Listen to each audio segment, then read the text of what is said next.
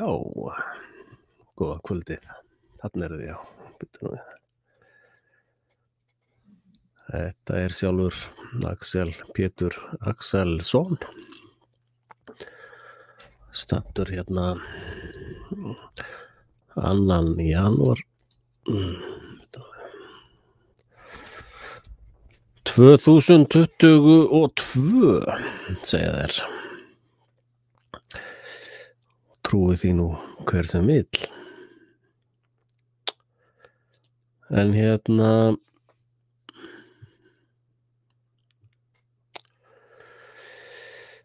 ég ætla að bjóða einhverjum í heimsóknina ef einhver vill tjá sig. Þetta er kannski 10, 15, 20 mínútur eitthvað svoleiðis. En það er svona eitt og annað sem að liggur í þessum áramótum. Nú heyri ég menn skotta Adam dáleyslu kartónistinn. Hlustaði á vídeo eftir hann með honum í gær live og svo hlustaði ég á einn gaur sem ég hlusta stundum á. Hann heitir hérna Eli the Computer Guy og þeir voru báðir vaksaðir sko, bólusettir og þeir voru svolítið afsakandi sko, sem ég fannst mjög athyglivert af því að það er flestum orðið ljóst að það er eitthvað mjög skrítið í gangi sem þýðir að allt sem ég hef verið að segja er nokkuð nær lagi og það finnst mönnum skrítið.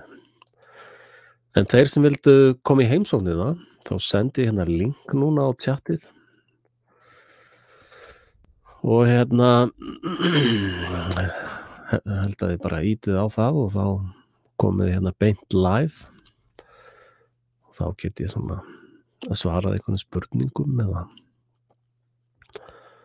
gert eitthvað áhugavert svona og þannig að sjáum hvernig það er svona ný tilraun á nýja ári. Ég ætlaði að ganna sýna ykkur hérna eitt sem að ég var að finna eina leyniþjónustu viðbót. Ég held ég var nú búin að finna þær allar, það er nú víst ekki. Það er hérna ein í viðbót sem er ættuð frá CDC, Epidemic Intelligence Service. Og þannig að það eru allstaðar merki óeðlilega hluti. Og ég veit eiginlega ekki hvað eru margar leyniþjónustur sem að maður getur grafið upp. Þarf maður að vera með sína persónulegu leyniþjónustu bara. Og þessar leyniþjónustur hafa náttúrulega svona einhvers konar drottningapassa að mega bara gera það sem þið sýnist sko. Og það virðist vera svolítið mikið þannig í heiminum í dag að það er ákveðin öfl sem að gera bara það sem þeim sýnist og eru ekkert endilega háð lögum og reglum. Og ég var náttúrulega búin að greina frá þessu oft áður en muni kannski setti hérna rétt fyrir áramótin tilvitnun í Moggan 31.12.2021 þá segir Kári við þannig blaðamann væntanlega við ætlum bara að gerast síbrotamenn og má því segja að við séum einus konar skipulögð glæpastarfsemi ekki þó frá Lettlandi eða Albaníu heldur skipulögð glæpastarfsemi af íslenskum toga. Sko, þannig er náttúrulega bara staðfesta það sem ég hef sagt. Ég veit að allir þessi plebbar hlusta á mig, allt sem ég segi. og þannig að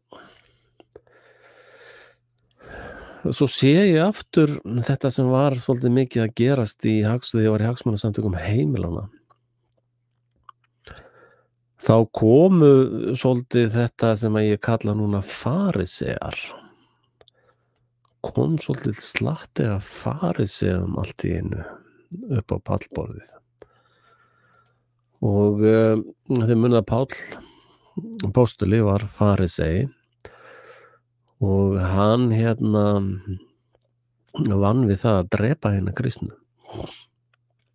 Það var hans vinna.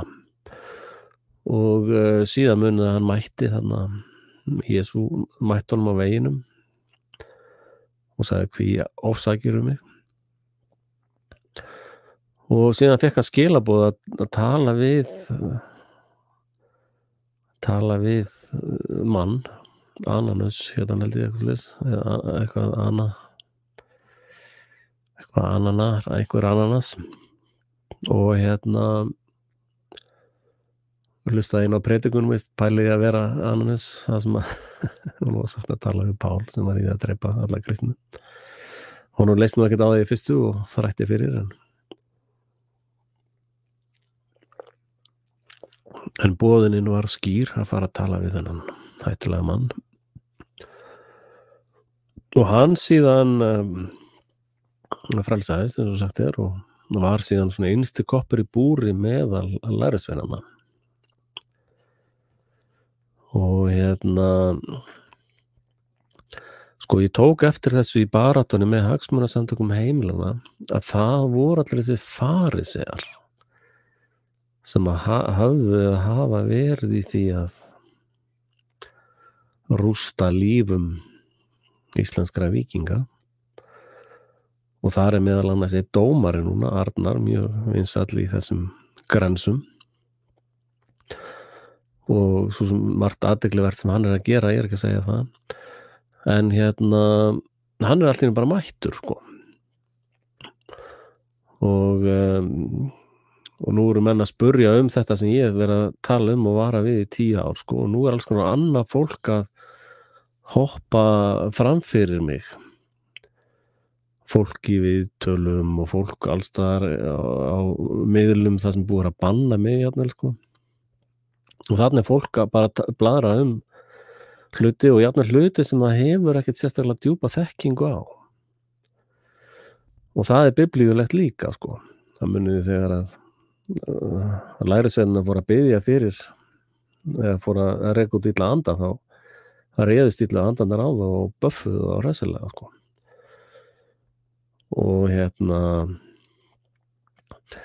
þannig að það eru töluvert mikið af fariseum aftur í gangi, menn sem að hafa til dæmis dómarinn Arnar, hann hefur dæmt fólk með verðtryggingunni og hann hefur gert fullt af svona valdstjórnarlegum hlutum og náttúrulega gæludýr valdstjórnarinnar eða hluti af valdstjórninni. Og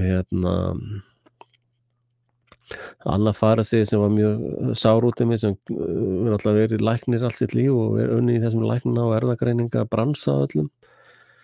Allt hún bara mætt á þennan völl hér og sár að ég bara kaupi ekki allt sem hún segir fyrir og hvers bang, sko. Og sko þá hún eitt sem að ég var að blogga á hann á Vísi, sko, því bara eitt samstundis frá mér, svo eitthvað að segja hvað eru þið samsýningarnir ekkert að segja núna, hvað eru þið svona þöglir? Já, það náttúrulega því að allt okkar falið og eitt, sko, við erum í það langt á kafi í ritskoðun og þessum fasisma eða hópisma sem eitthvað sambland af kommunisma og fasisma og nasisma, og þetta allt sama drullið, sko. Og sko, ég hef ákveðnar efasemdir þetta fólk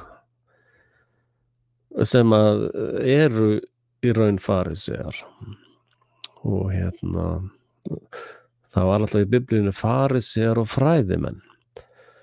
Fræðimenn voru svona kannski meira á bak við tjöldin og vorum eitthvað svona fræðilega spekulasjónir, en farisearnir fóru út og voru svona meira kannski í þjóðfélagsverkfræðinni, þar sem að þeir fóru jafnvel út og voru að gera alls konar hluti, voru að grýta kettlingar og eitthvað að kalla og voru svona, sáum það að drepa fólk sko.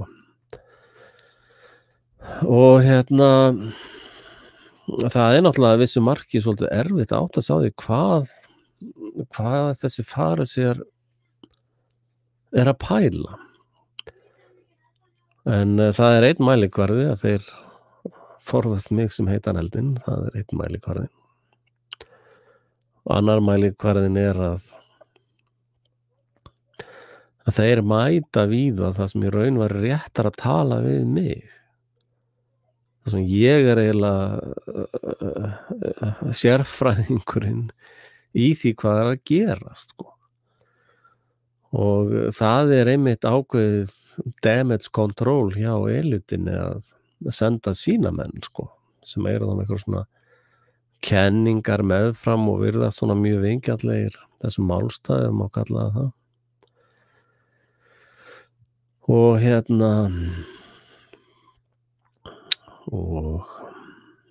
þetta allt strategist, en síðan væntanlega einhverjir pálar þarna innan sem að finnst einfaldlega of langt gengið og vilja skoða hlutina nánar. En ég var að skoða áðan tölur frá Landspítalanum. Nú komin svona tölfræði allt í einu frá þeim líka. Þá við sérst með COVID.is og núna Landspítalan. Þú veist, hvað í gangi? Og svo þeir að tala að Landspítalinn sé í svo miklu vanda og miklu vetsinni sko. En þeir hafa allir tíma í eitthvað svona, búið til eitthvað tölfræði og fín forrit og bara og allt sama ruglið sko. Allt sama lygin sko. 7.700 í sóttkví. 6.300 manns í einangrun. Þetta náttúrulega svakalega tölur, hlutið átt ykkur á því. Allt byggt á fölsunum og svikum sko. Af þeir sem hafa greinst með COVID sjáðu.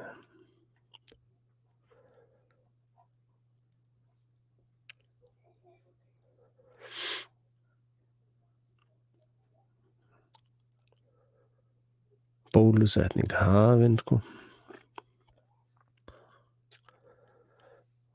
Og ég veit ekki hvort það blaðið í þessari tölfræði yfir höfuð.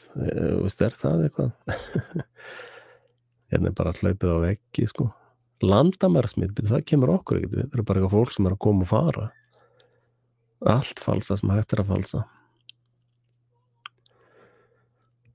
En ég sá eitthvað mím það væri verið að fletja kurvuna upp við E-ásinn. Það eitthvað rugglast á ásum þarna. Þessi vitringar, það alltaf fletja hana við X-ásinn, ekki? Það var planið, sko.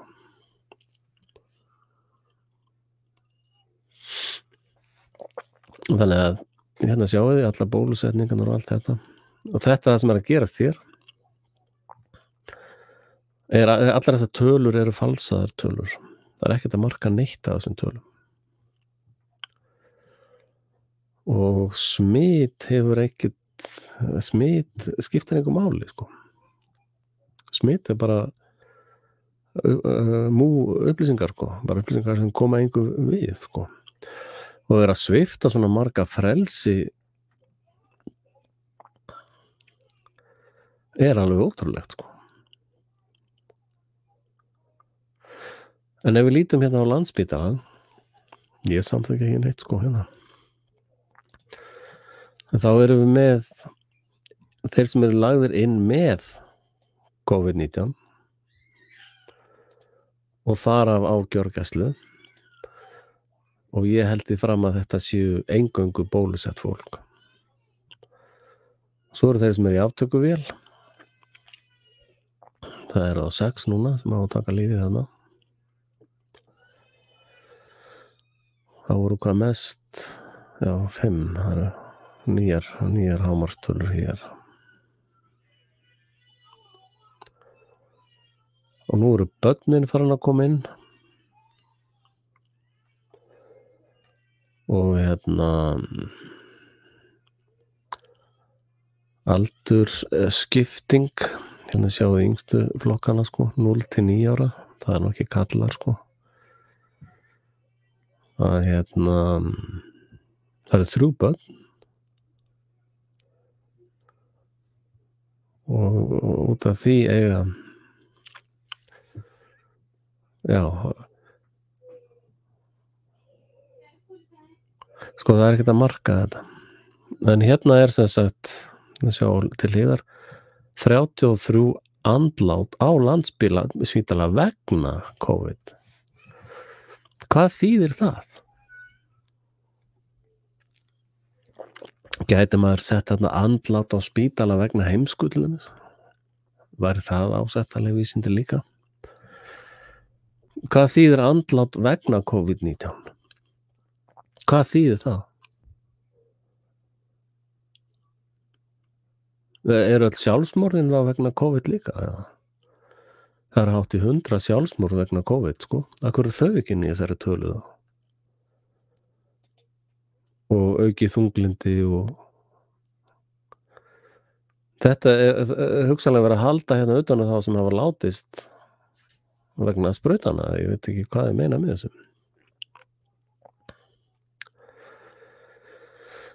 Hérna er andlát frá upphafi faraldrar og hérna aftur vegna COVID, sko. Starfsfólk í einangrun, hvað kemur okkur það? Er þetta ekki bara eitthvað innanhúsmál hjá þeim? Okkur verið að sita það í opinberar tölur. Það meikar ekkert sens nema í áróðurskyni, því það er verið að sko dæla svoleiðis peningum út bakdyrnar á Landspítalanum og víðar, sko.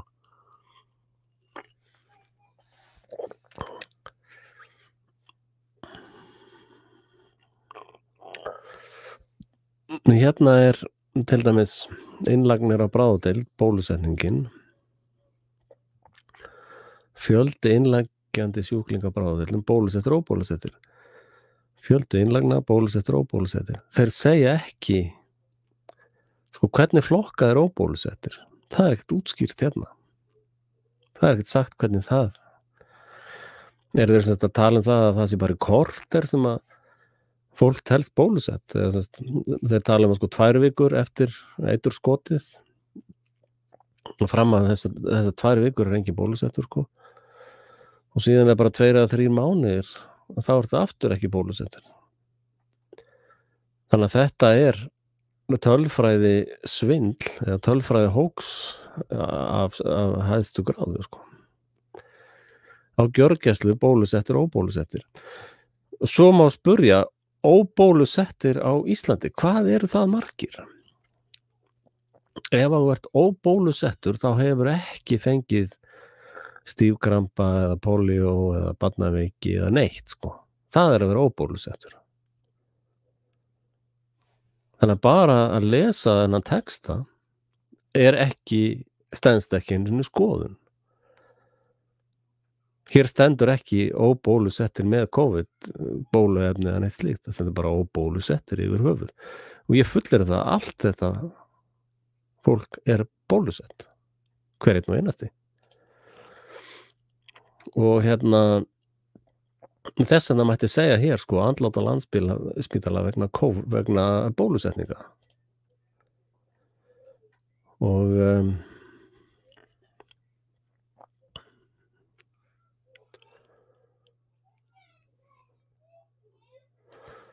Og sko óbólusettir eru það þeir sem hafa aldrei fengið nein bóluefni, sko. Ég held að það sé bara næstu enginn í landinu þannig, sko. Ok, hérna gefa þeir sem sagt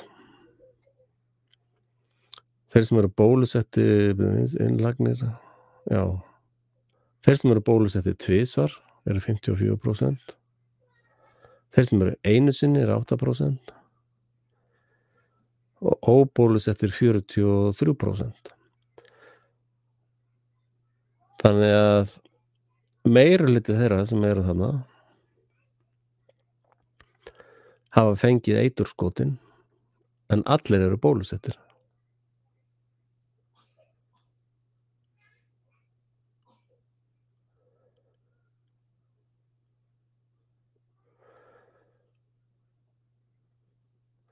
Já, þeir útskýra ekkert hvenær þeir byrja að telja, sko.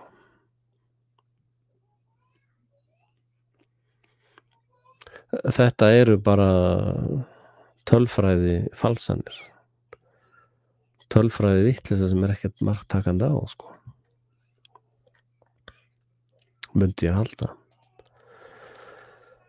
En það er nú einhver á live-inu, veit ekki hvort einhver ætlaði að mæta í einhverjar spurningar eða spjall, þá ég setti slóðin á hann, sjáðu, streamyard.com, þið bara smellið á þetta held ég og þá eru þið mætt til mín. En hvað eru margir sem vissu þessa leyniþjónustu? Það er CIS, EIS, ACE.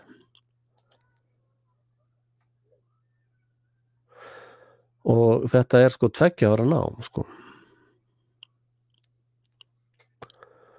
Og það væri fróðlegt að vita hvað margir á Íslandi hafa farið í gegnum þetta. Og sjáum við eitt respons frá þessari leyniþjónustu.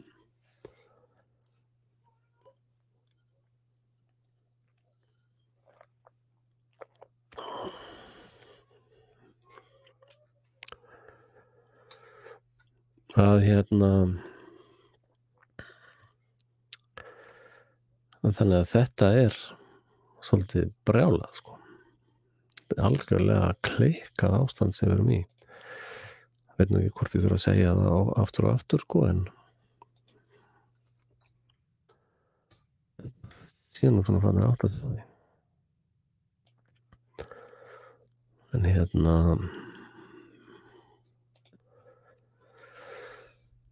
En já, það var svolítið athyglivert að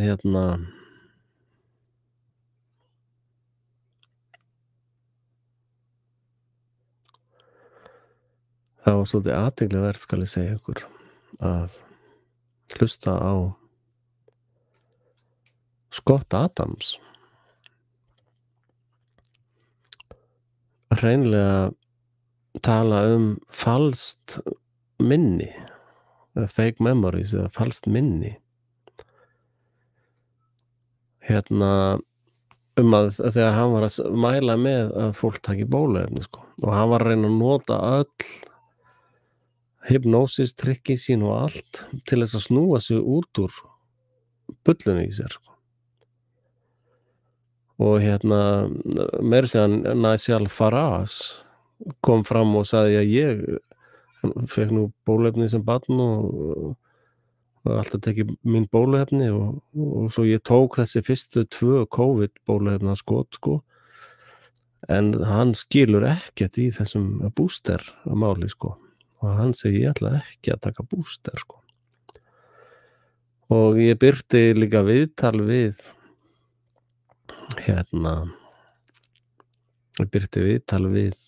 starfsmann eða framkvæmdastjóra Moderna sem er að hálfu leyti í eigu bandaríska ríkisins, sem er í 100% eigu Vanguard og BlackRock.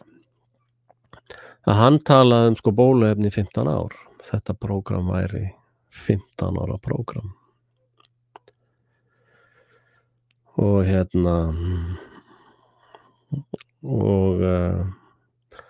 ég hef nú sagt eitthvað staðar svona í gríni, ætli fólk átti sig, ætli að fara að renna 2 grímur á fólk þegar kemur booster númer 666, fara menn þá, já, nei, þetta er nú kannski ekki í lagi, sko.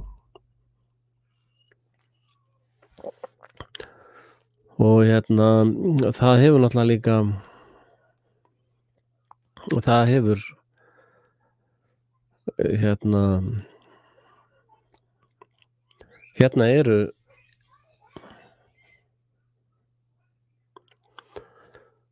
sjáum við leynið þessa epidemísku leyniþjónustu.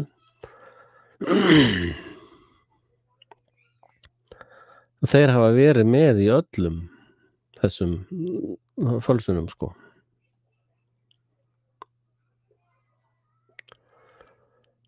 Að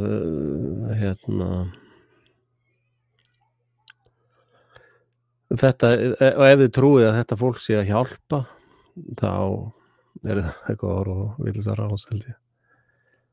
Það var eitthvað að fipast á rásum. Þetta fólkið, eða leyniþjónustan sem að framkvæmir það. Við vorum að fá Listerós hérna í Svíþjóð, eða bara í sveitinni minni hérna. Þá komum svona lister í ostana. Og það notað að þú vilt skjóta niður litla bændur, sko. Það var svona eitthvað lítið bóndabíli með osta og eitthvað svona. Og manneskja sem dó var 80 og eitthvað, sko. Eða, þú veist, alveg farsjúk manneskja fyrir, sko. Og þetta fólk sem hefur fengið verðlaun.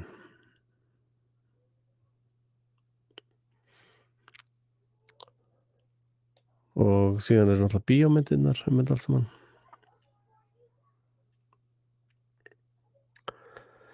Og ég að svona hallast á þá skoðun með fólki sem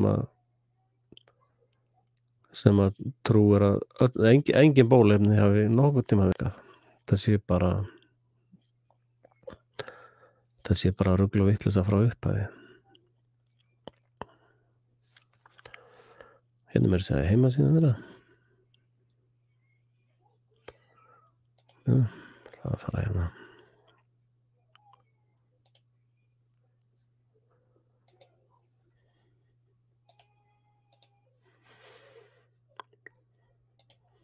Það ekki eins og sé verið að fela þetta einu sinni, sko.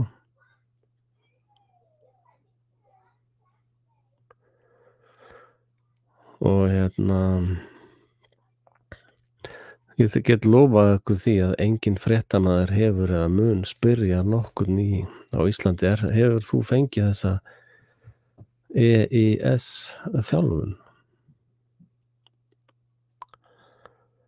Og það svo ótrúlega, þetta bara fyrir allar augum.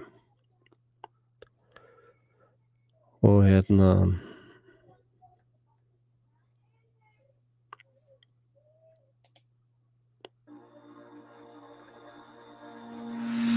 If I had to describe EIS in one word, I would say it's life-changing.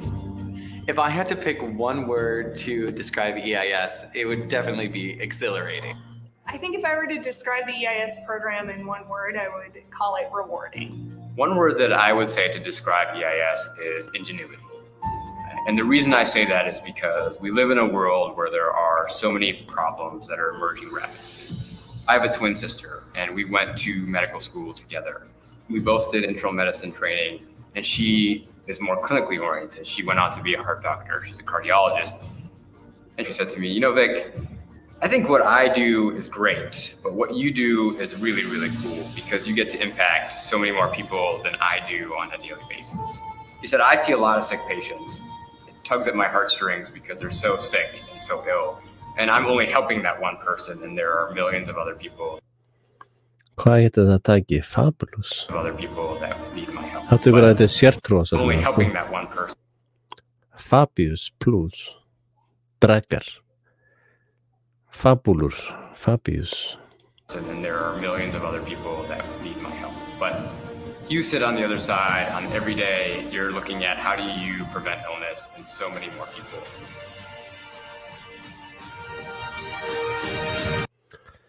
Þetta allt saman svona nokkuð skonar trúar söfnuðir. Og ef þið haldið í 1 mínútu að það lið sér til þess að hjálpa, þetta eins og þeir sögðu gain of function rannsóknir, sko. Ég held að einu rannsóknar sem að þetta lið gerir gain of power rannsóknir. og recruitment tool, það ekki eitthvað sem sértrúarsöfnið nota? The next generation of disease detectives. Og Epidemic Intelligence Service. Þetta bara, oh my god, þetta grínast í mér. Nei, ég hlýt að spyrja, hvað eru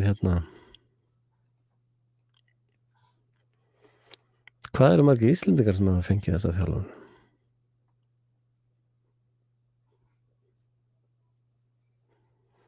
Og ráðstefnunar, sko.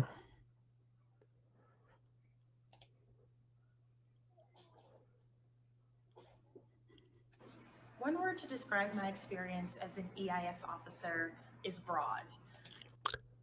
EIS officer.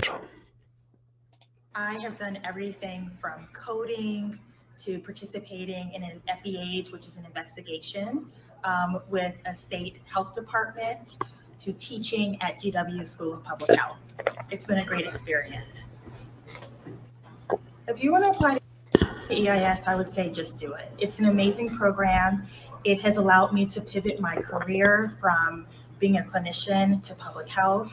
And in addition, it allows me to have public health impact on the population level. So I was motivated to join EIS because of my interest and desire to take my skills as a pediatrician and apply that on a national level. And through public health, you can do that. You can make impact on a national level.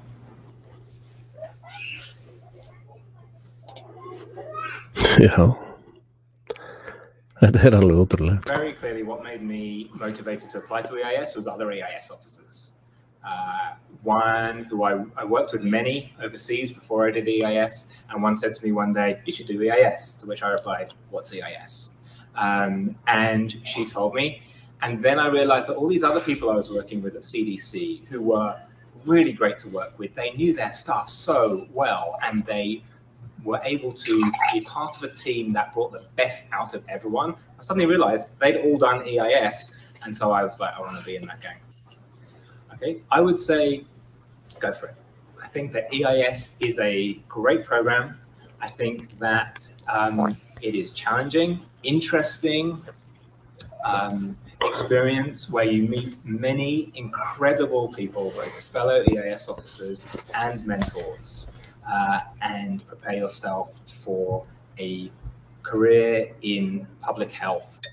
Okay, so I think to pick one word, it would be challenging. And I think the main challenges that you face is trying to use scientific approaches that will work in the real world, which is complicated, where there are lots of different personalities, where there are lots of different structures and different nuances that need to be accounted for in order to make change stick. I think that's Because on change, in order to make change stick. Change steak. Hvers konar steak það?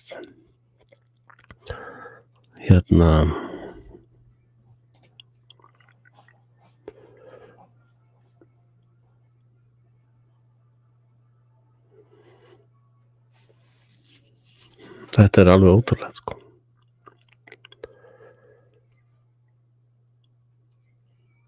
Host an officer.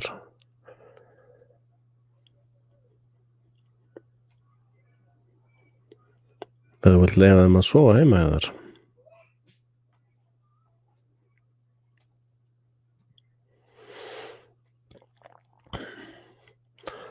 Já, það leggur enginn að koma hérna inn í live.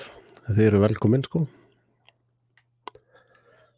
Þetta svona open mic dagur. Ég reyna að finna hérna hvað þau fara. Where we serve.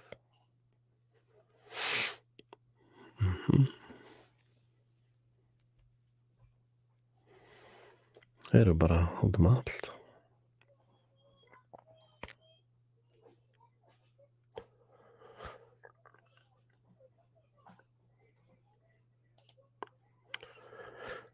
Og þeir munu nú það var nú einn stjórnmálamaður á Íslandi sem talaði mikið að stofna íslenska leyniþjónustu.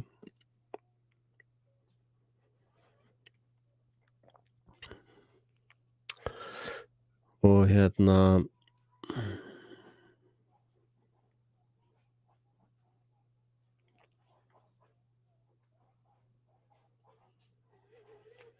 hvað alumni?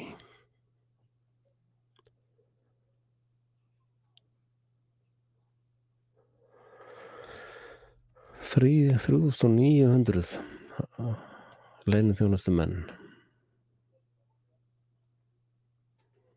Alþjóðlegar frá því 1951.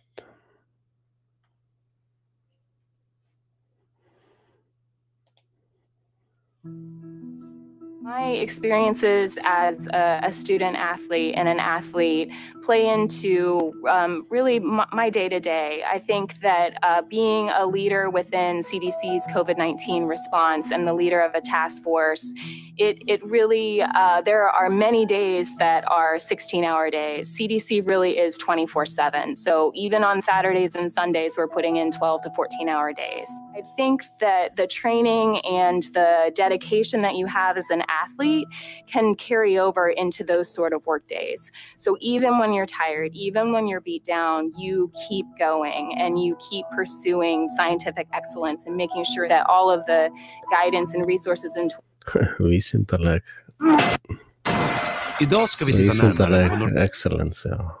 Þetta svo vísindalegt. Tools that we put out are steeped in science. And so going that extra mile, going that extra effort, scientific excellence. Þessi vísindi orðin meira eins og trúarbrögð. Þannig að það stæðst nú enga skoðun. Making sure that all of the guidance and resources and tools that we put out are steeped in science. And so going that extra mile, going that extra effort is something that I've had to do throughout my life as a student athlete. And so that carries over into my professional work as well, especially in a situation like a pandemic. And I think also Sjá, hún með ég hef sagt sko að þetta sé hernaðar aðgerð. Ég sé ekki betur en að þetta séu svona hernaðar gráður. Þannig að CDC hernaðar stofnun. As a task force lead, I have to trust my teams.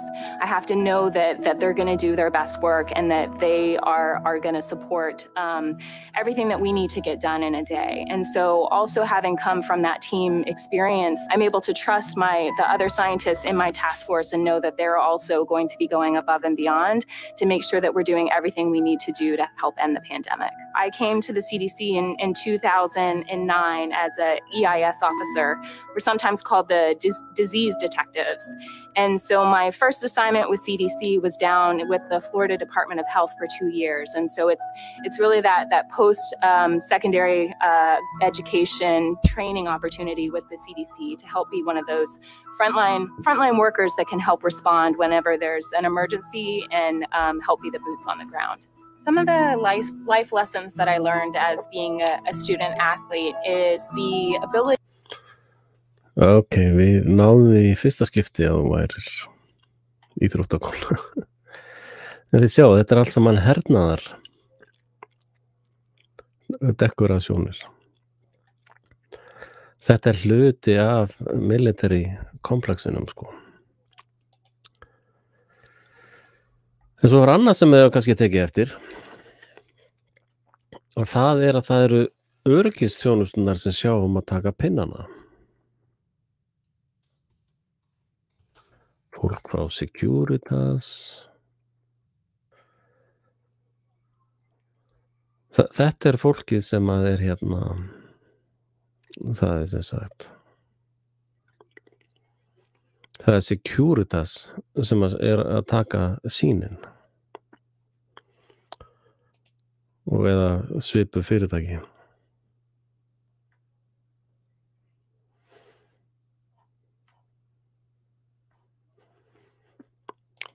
Íslands hótel, hvað eru þeir að gera samning?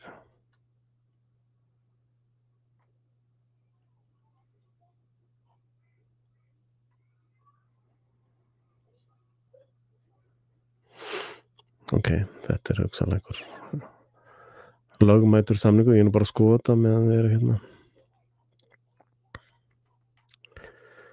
Hvaða öryggisþjónusta var það aftur sem þeir sömdu við? Var það öryggismiðstöðin eða?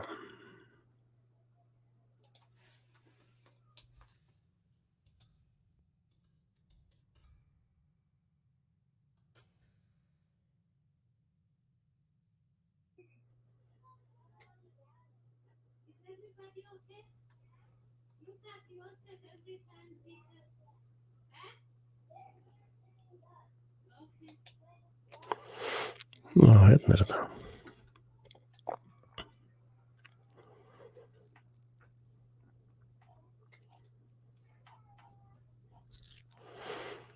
Byrja nú við. Hvað stóð þarna?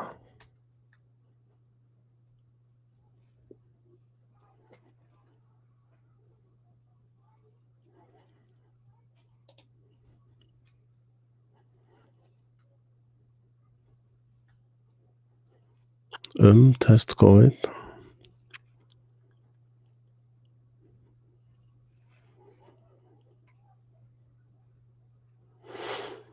Er þetta ekki til á íslensku?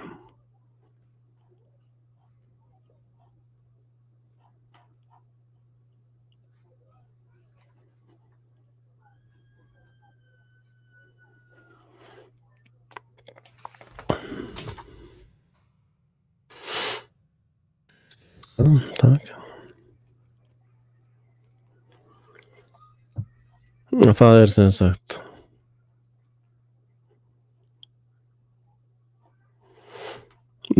sem sagt öryggismiðstöðvarnar sem að taka þátt sem gera þetta sko.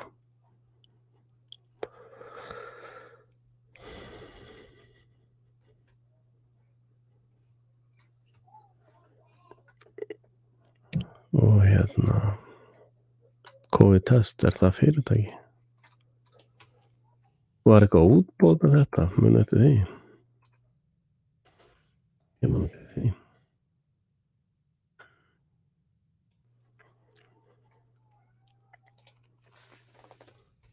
Og mörg fyrirtæki heita COVID eitthvað.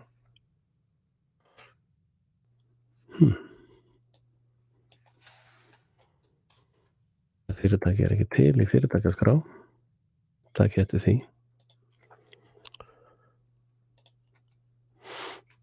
Þannig að þetta er bara brandname, vörunúmer. Og hérna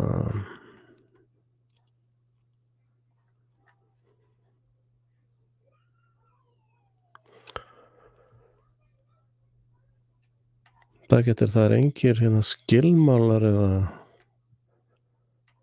eða hérna Siemens. Já, einmitt. Það er ekkert ókeypis, það er ríkið sem borgar, þetta er lygi.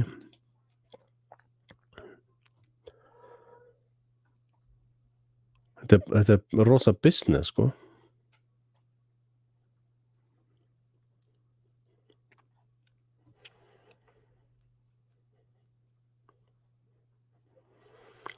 Sjá, hérna er ekki talað neitt.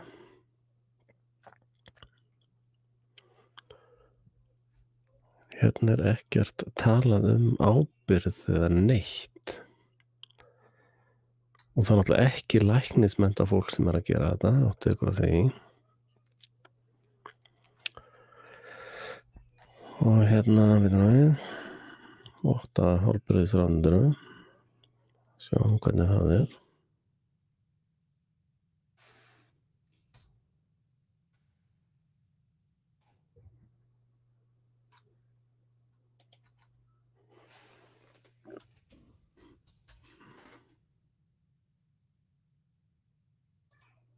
Hérna er hraðpróf.is.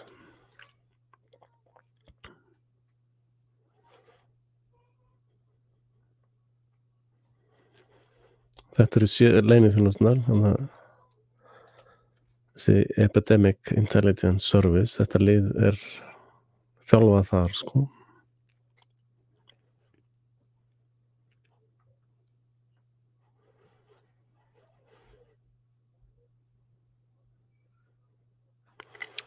Þetta ekki fyrirtæki, sjáðu. Ekki samkvæmt ríkisskattstjóra, sko.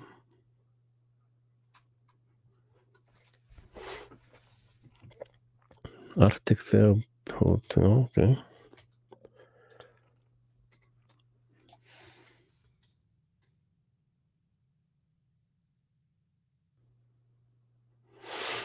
Ok, það eru 3 fyrirtæki með því nafni.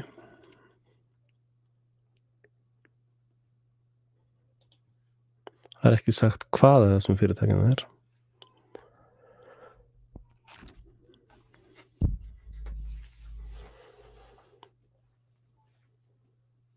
Þetta er ólögmætt, sko. Arctic Therapeutics Limited. Það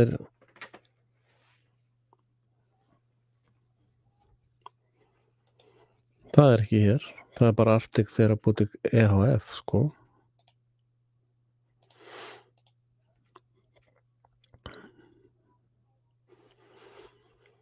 Hákon Hákonarsson.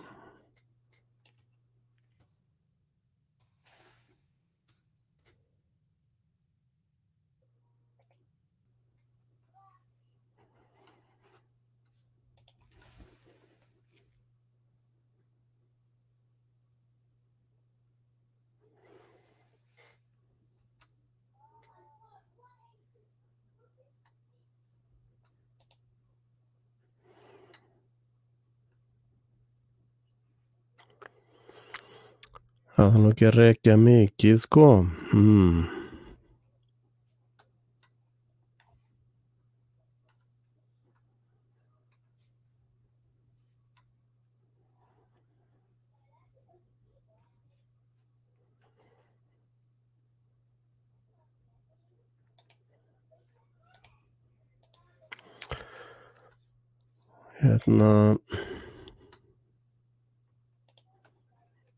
Maður reiknar með þetta í samningurinn.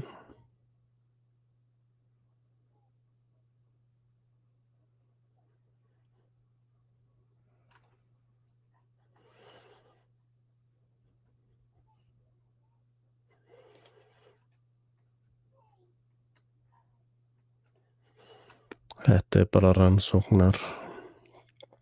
Það hérna Hoax Intelligence Services. Framkvæma rannsókn í beinni.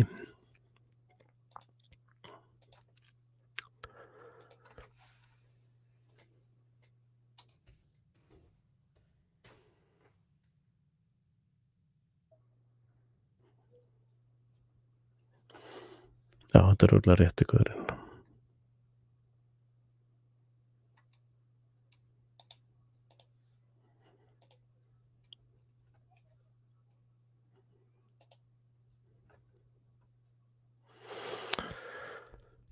Þannig að hann kemur úr þessari læknamafíu greinilega.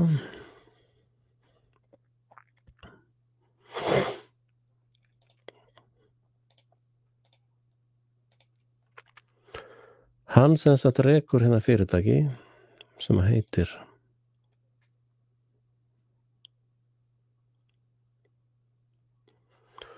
Rannsóknir og þróunarstarf í raunvísindum og verkfræði.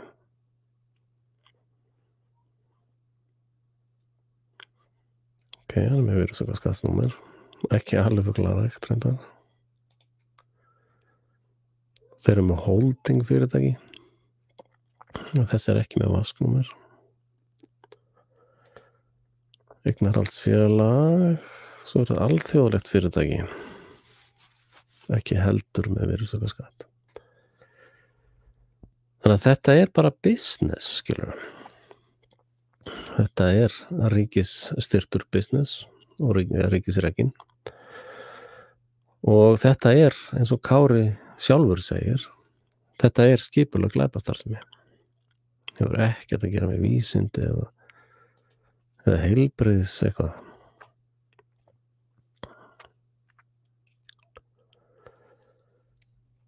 Ok. Hérna eru flutningarnir.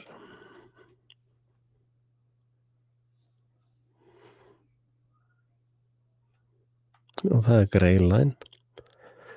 Það er líka svona erlent fyrirtæki, bandarískt fyrirtæki. Ja.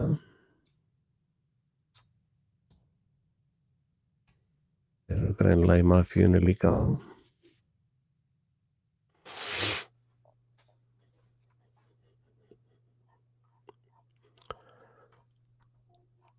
Þarna er verið að bjarga þeim, sko.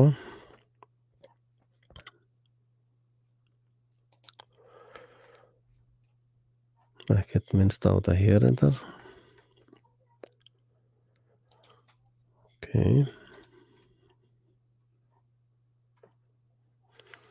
Ég veit ekki til þess að þetta hafi verið boðið út.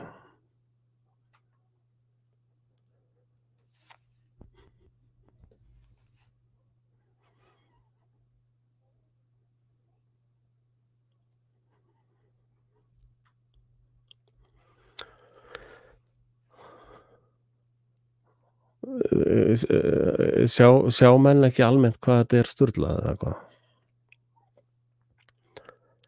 Og við erum að tala 7.700 manns. Við erum að tala, 6.000. Þannig bara að sækja reiknivélina hérna. Þeir sem eru í sóttkví eða einangrun eru samkvæmt þessum tölum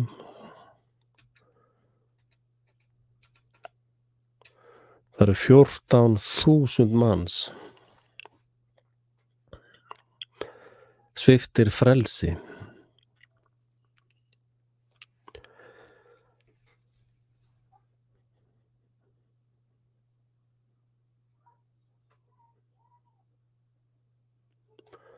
Þetta er mjög villandi hérna. Þeir sem hafa greinst með COVID á Íslandi eru 37 látnir. Já. 100% þeirra sem eru látnir hafa verið bólusettir. Ég fullyrði það. Það reyndi faraldurinn á Íslandi. Spálíkan.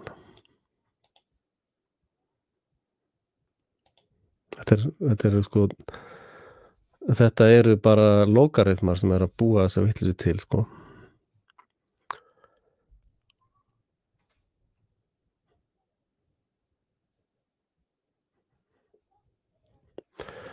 Hérna tölfræði á vegum tómsóknarins aðgengilega með einföldum rafrænum hætti tölfræði yfir útbreiðslu.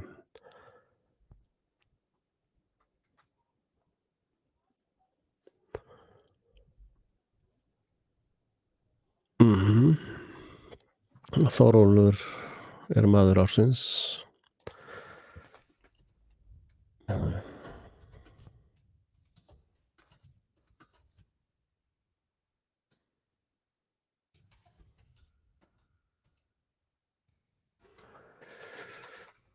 Hérna er það. Við þessu, ég er að svara mönnum í beinni. Hérna og ég sendi fyrirspurn, sko. Þið áttu okkur því, ég sendi fyrirspurn til hérna landlæknis. Sýna ykkur hvernig því var svarað allt snarlega.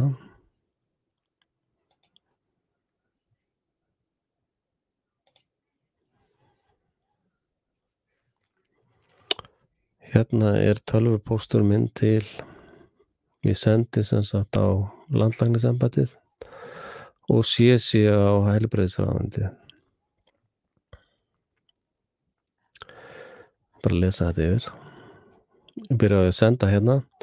Góðan daginn, ég óska eftir þessum tölum frá 2013 til núna. Fjöldi bólusettara, hvaða bóluefnin sem er sem hafa látist frá 2013, sko. Þeir sem hafa verið bólusettir með COVID-bólunefninu og látist. Fjöldi þeirra sem eru óbólusettir öll bólefni sem hafa látist. Fjöldi þeirra sem eru bólusettir en ekki með COVID-bóluefni hafa margir látist. Og hérna svarar Kamila Sigríður Jósefsdóttir, barnasmitt sjúkdómalæknir, sóttvarnasviði embætti Íslands. Ég veit ekki hvort að hún hefur útskrifaðast úr þessum Epidemic Intelligence Service, semst leyniþjónustu vírusplebana. Hún segir þessi gögn liggja ekki fyrir og þyrfti mögulega samþykki persónuverndar. Já, er það ekki ykkar verk að finna út af því? Hún veit ekki það, sko. Þyrfti mögulega. Þar sem samkeislu þarf á milli gagna í vörslu mismunandi aðala, það er því ekki hægt að verða við bón þinni. Þú þarft ekki eins og búin að spurja persónuvernd, sko. Þetta eru glæpamenn, sko, það áttu ykkur því. Þeir eru í skipulögu glæpasamtökum með Kára. Og ég svara, ég er ekki að biðja persónugreinlega gögn og því hljómar það sem fyrirsláttur. Er hugsanlegt að ekki sé vilji til þess að veita þessar upplýsingar þar sem þær myndu trufla áróðursherferð valdstjórnarinnar með vonum skjót svör. Vinnslan krefst samkeislu á persónugreinanlegum gögnum þótt útkoma til þín var ekki persónugreinanleg. Þannig sjá, það er engin vilji til þess að veita neinar tölfræði upplýsingar að nema bara einhliða áróðursupplýsingar hjá þeim. Þannig að þetta er sannarleg svikamella og forsprakkin er búin að segja það sjálfur. Við ætlum bara að gera síbrotamenn og má því segja að við séum eins konar skipulög glæpastarfsemi. Þetta er úrmókanum 31.12.2021. Ekki þó frá Lettlandi eða Albaníu. Spurningum að flytja til Lettlands þá eða Albaníu fyrst þetta er ekki það. Heldur skipulög glæpastarfsemi af íslenskum toga. Hann er bara að segja ykkur þetta hana svart á hvítu, sko. Og þessna eru mína kenningar að Arnar sé farisei, sko, er að ég myndi strax stofna þing ef við hefðu bjánast þess að kjósa mig á Alþingi til dæmis, eða sem forseta, þá myndi ég byrja að skipa þingnefnd til þess að rannsaka allt þetta sem skipulega glæpastarfsemi. Og þingi geti sannlega að skipa mig meira að segja, þótt að ég sé ekki kosin alþingismaður. Það verður svona allir verið að skipa þér í dag. En ég geti ímyndað að allir persónukeyslum þannig. Ég man ekki eftir að íslensk persónuvernd hafi gefið leyfi fyrir öllu þessu. Munið þið eftir því? Kæmi þá ekki fram einhvers staðar samkvæmt heimild númer þetta og þetta og það var persónuvernd, stendur hvergi hérna. Þetta er þetta bara skáldskapur, þetta er ekki þenni tengslu við þetta raunveruleika, sko. Ok, á vegum sóttvarnalæknis er nú aðgengilegt með einföldum rafrænum hætti. Það er nú meira, ég spurði þarna upplýsingar. Tölfræði yfir útbreiðslu COVID-19 á landvísu. Tölfræði þess er unnin úr gagnagrunni sóttvarnalæknis og veitir fjölda póstnúmerum ef hann er skráður á en annars lögheimilis. Já, ok. Við vinnslu upplýsingar er sérstaklega gætt að upplýsingar séu ópersónugreinanlegar. Þannig eru smit í póstnúmerum þar sem eru færri en 20 hafa lögheimili. Sameinuð smittölum í stærri nálægum póstnúmerum. Upplýsingar eru gerðar aðgengilegar á vefslóða sem hægt er að hlaða þeim niður séu af frekar upplýsingar og Cynic. Hvað þýðir Cynic? Þarf að kanna það.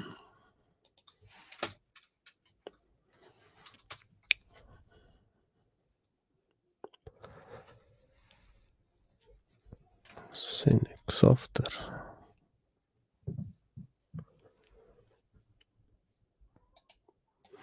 Frá Kanada, forsetafróni. Allt vont kemur frá Kanada.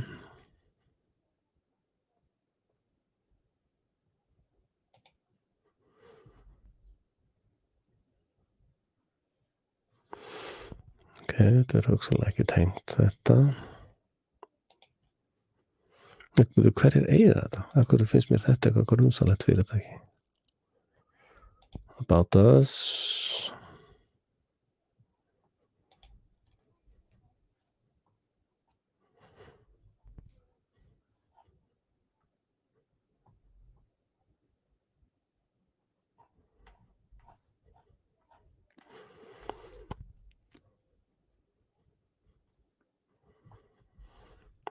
Býttu nú við.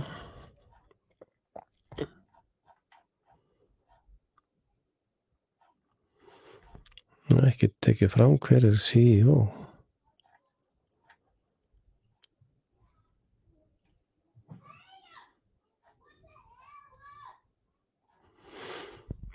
Ok, veit ekki hvað þetta er.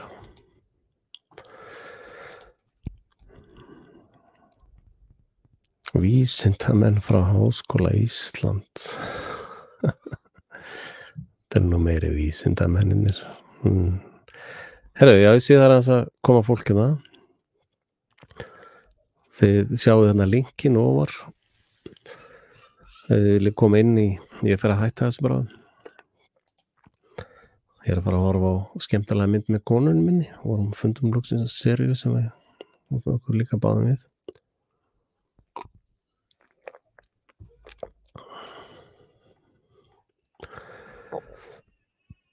Það finnst ykkur ekkert skrítið líka, það er landlæknir úr lögreglan sem er að reka þessar aðgerðir.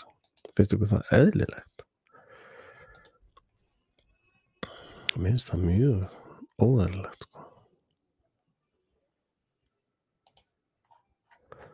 Þetta lendi bara aftur á sömu síðu.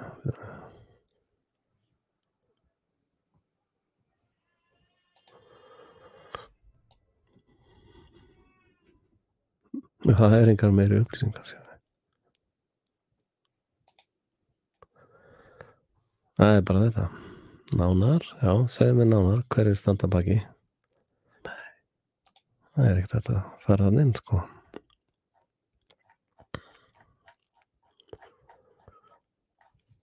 Akkur er ekkert að sjá meiri upplýsingar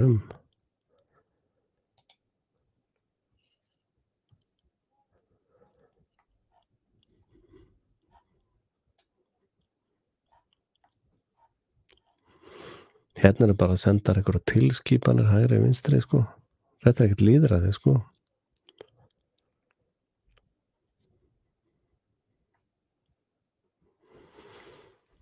Ok, hvað er þetta?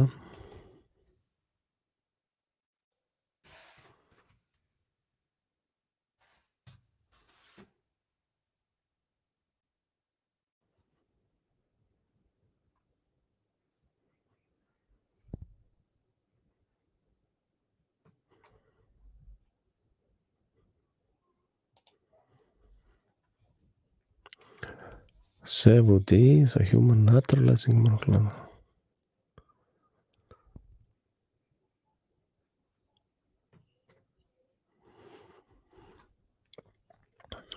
Þetta er hérna ævermektin, held ég.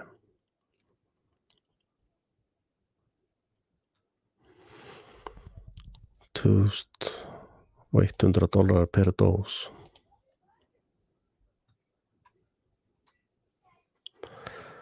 Þetta er það sem að, ég held að það sé rétt hjá mér, að þetta er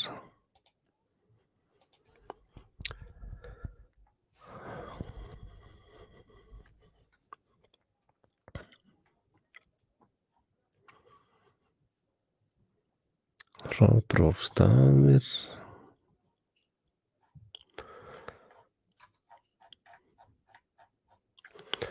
En svona til að það sé á hreinu líka, þá er þetta skráð á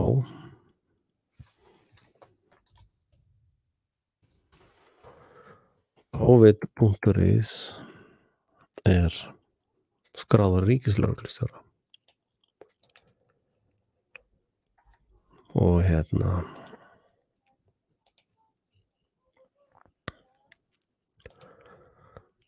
þannig að það sé á hreinu.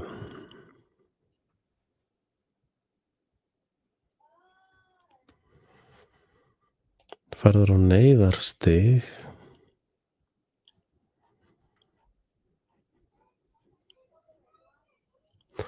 Þið vitið að sko heilbrigðiskerfi á Íslandi að fá einhverja 100 milljarða á ári sko. Og þeir, þú veist, hérna þeir að sitja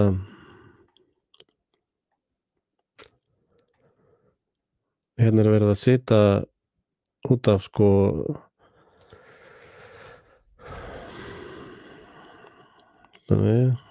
á 22 sko, sjáðu 22 manns og það bara neyðarástand sko 22 manneskjur og það neyðarástand sko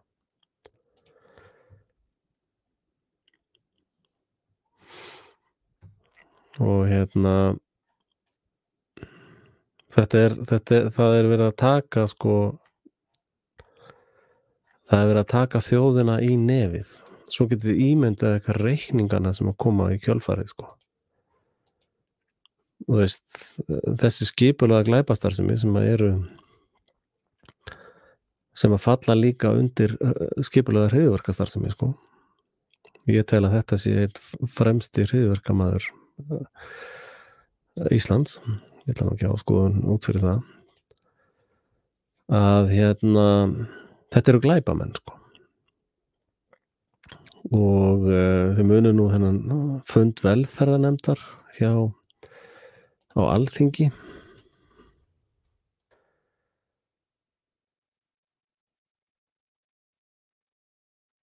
hérna þau munu nú hvernig partíið var það þetta var svo ég lesa þingfundir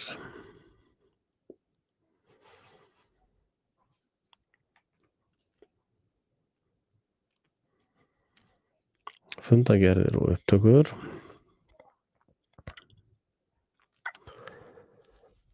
og hérna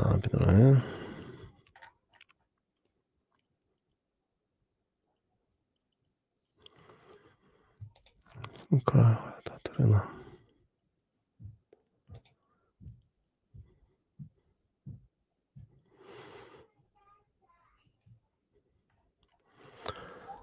hvenær var þetta fundurinn með honum Arnari þannig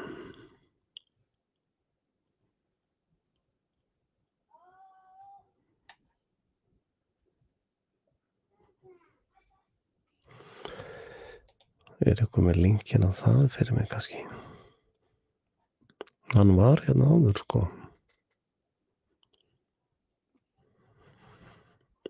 en það var svolítið brjálæðislegt hvernig var tekið á honum hérna Arnari þar þannig að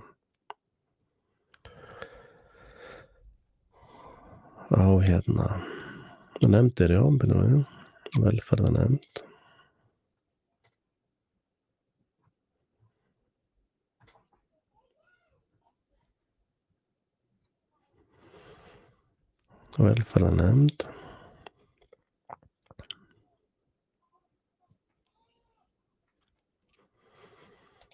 það eru væntanlega fundagerðir þessi já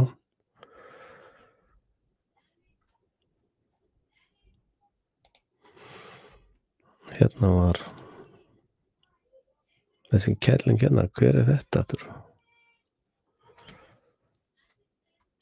Þessi var alveg spinni gal sko það sem er enn óljós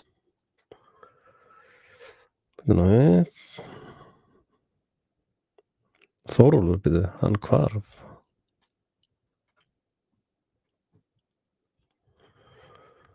horfum á 10:08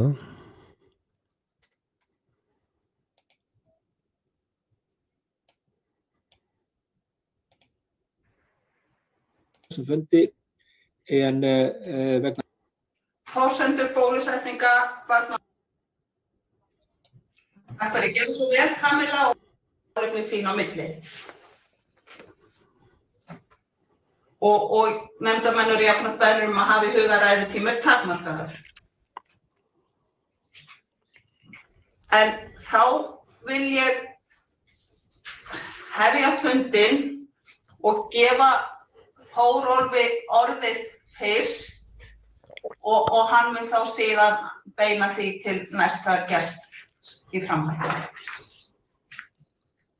Já, takk fyrir það og takk fyrir boðið. Eins og framkom hérna í inngangi þá fyrir miður þarf ég að fara bara mjög fljótt af þessum fundi en vegna annarra verkefna en á fundinum minn fulltrúi þar að segja Kamilla Jósefsdóttir sem yfirlæknir bólusetninga hjá sóttvarnalækni og ber svona hitann og þungan af undirbúningi bólusetningar almennt séð við COVID-19 og þar á meðal bólusetningu barna og í samvinnu við heilsugæslan almennt séð og þá heilsugæslu höfuðborgarsvæðisins sem hér Þannig að ég held að það sé bara rétt að ég gefi Kamillu orðið fyrir mína hönd. Takk fyrir, gerðu svo vel Kamilla og ég vil rétt það sem ég sagði í inngangi að Kamilla frá sóttvarnalæknis. Góðan dag. Við höfum lagt drög að því hvernig fyrirkomulag verður á bólusetningu 5 til ákvörðun barnanna sjálfra. Annað það ekki sem við höfum verulegar áhyggjur af. Nú kemur Arnar. Farið sig hann Arnar.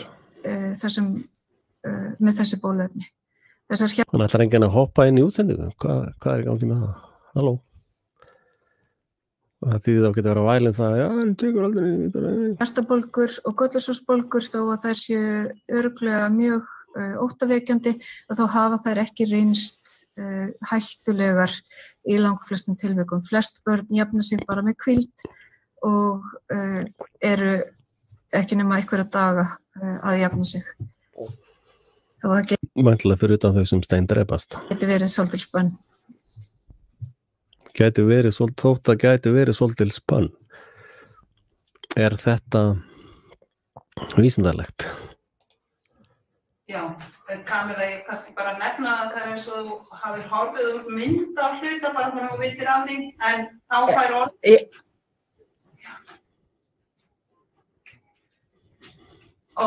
En hafðir ekki lokið málið þínu örugglega?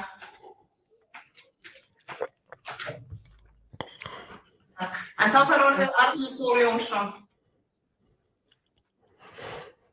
Já, takk fyrir. Heyrið þið Sæmil í mér? Heyrið þið mér? Mjög vel. Ok, flott. Heyrið hérna, já, gleðilega hátíð og allt. Það ósk ykkur öllum, svo sem líka gleðilegs árs, næsta árs. Hérna, ég vildi kannski fá að spyrja upphafi, við viljum ekki á fundinum lengur eða? Willum kemur á eftir hlé á fundi. Og Þórólfur farinn á fundinum? Þórólfur farinn, en Willum kemur eftir hlé. Ok, hvernig verður fundurinn, sko, verður þetta eitthvað varðveitt, verður þetta skrifað upp það sem kemur fram hérna eða vitið þið það? Fundurinn í beinni útsendingu og hann tekinn upp. Ok, flott. Hérna, ég sitt og hlusta á ykkur og í mínum eyrum hringja sko svo marga viðvörunarbjöllur að ég tel að heilbrigðisyfirvöld og Alþingi og skólayfirvöld og heilsugæslu starfsmenn og allir sem að mögulega blandast inn í þetta mál ættu að hugsa mjög alvarlega þá ábyrgð sem að þeir bera gagnvart þessum öllum sem að nú á að fara að draga inn í þessar bólusetningar. Og ég hef heyrt ýmislegt nú þegar á fundinum sem að vekur hjá mér ákveðin ugg í þessu sambandi og hérna ég vil kannski bara, ég ætla ekki að vera mjög langorður en það vekur hjá mér sem sagt ugg að heyra það að þetta í einhverju skilningi sé ákvörðun barnanna sjálfra. Auðvitað geta 5 til 11 ára börn sjálf ekki ákveðið það hvort þau að þykja sprautur eða ekki. Og það var líka mjög eftirtektarvert að það var látið fylgja með að að partur af þeirri ákvörðun væri að börnin fengju þá aukið frelsi til að heimsækja og afa og svo framvegis. Þannig að það þessu tvenn á ekki að blanda saman. Annars vegar erum við að tala heilbrigðismál sem að lítur að verja væntanlega þá einstaklingarna sem þiggja sprautu fyrir sjúkdómi, en það á ekki að gera borgaralegt frelsi í einhverjum skilningi háð því að fólk undirgangist svona sprautu. Númer 2, þá liggur það fyrir. Fyrirgefðu þarna, eins og ég fór yfir upphæðu fundarins, þá eru þessi fundur settur á til þess að alþingismenn geti spurt gestina en ekki komið sínum sjónarmiðum sérstaklega á framfæri. Þetta nefndarfundur sem þannig uppsettur, þannig ég vil biðja þau að koma með spurningu til gestana. Ég finnst þetta mál vera því alvarlegast í að það verði bara einhverju móti að fá að koma á framfæri athugasemdum og öðru slíkum. En mér fannst þá talandi spurningar, þá fannst mér þeirri spurningu ekki vera svarað hér áðan hvort að þeir sem hafa þegið eina sprautu og mögulega 2 og þá mögulega 3 örvunarsprautu séu óbólusettir þegar að viss tími liðinn frá því að þau fengu sprautu. Ég vildi kannski beina þeirri spurningu þá aftur til Kamilu. Svo var ekki hún sem svaraði þessu. Getur við ekki svarað þessu? Takk fyrir. Kamila, gerðu svo vel. Já, í gögnunum hjá okkur að þá gengisfellum við aldrei bólusetninguna. Ef þú ert búin að fá eina sprautu þá hún talin virk 2 vikum eftir bólusetninguna og þá telstu með eina bólusetningu eða hálf bólusettur í gögnunum sem við birtum. Ef þú hefur fengið 2 bólusettur. Þess að fyrstu 14 dagana ertu ekki skráður bólusettur eða bólusett. Sem ég verið að segja, 14 dagar, nei, þetta bara, þú ert ekki með. Að þá telstu hálf bólusettur þar til að það eru 2 vikur liðnar frá skammti nr. 2 og þá telstu full bólusettur eftir það. Og þú fær fyrsta skotið, eftir 2 vikur telstu hálf bólusettur, eða sett. Síðan færðu annað skotið og þá líða 2 vikur. Þannig að þú ert talin bólusettur eða sett. Varðandi örvunarskammtinn að þá það frá því að þú færð örvunarskammtinn þá telstu 3 bólusettur. Takk fyrir spurningin minn laut raunar að því hvort að þetta renni út í skilning. Nei. Fólk telst þess að full bólusetta sem eftir þó að það hafi þá bara kannski fengið 2 sprautur eða það. Eins og þetta sett upp núna, já. Ok. Ykkur þá bara spurning til þeirra, ekki endilega til Kamilu heldur. Nú ég aðeins stoppa, mér langar að ítreka að ekki fari fram samtöl, heldur ljúki þingmenn eins og kostur af sínum spurningum, en gerðu svo vel Arnar og komdu með. Já, það önnur spurning. Hér getur einhver svarað því hvort að það hefur verið fyrir, af því að tilkynningakerfi var nefnt, að getur einhver staðfest, það sem ég les út úr þessu kerfi, að tilkynningum hjartavöðvabólgur í Bandaríkjunum hafi fjölgað úr því að vera með 200 og 300 ári og síðan hún komin yfir 13.000 á þessu ári.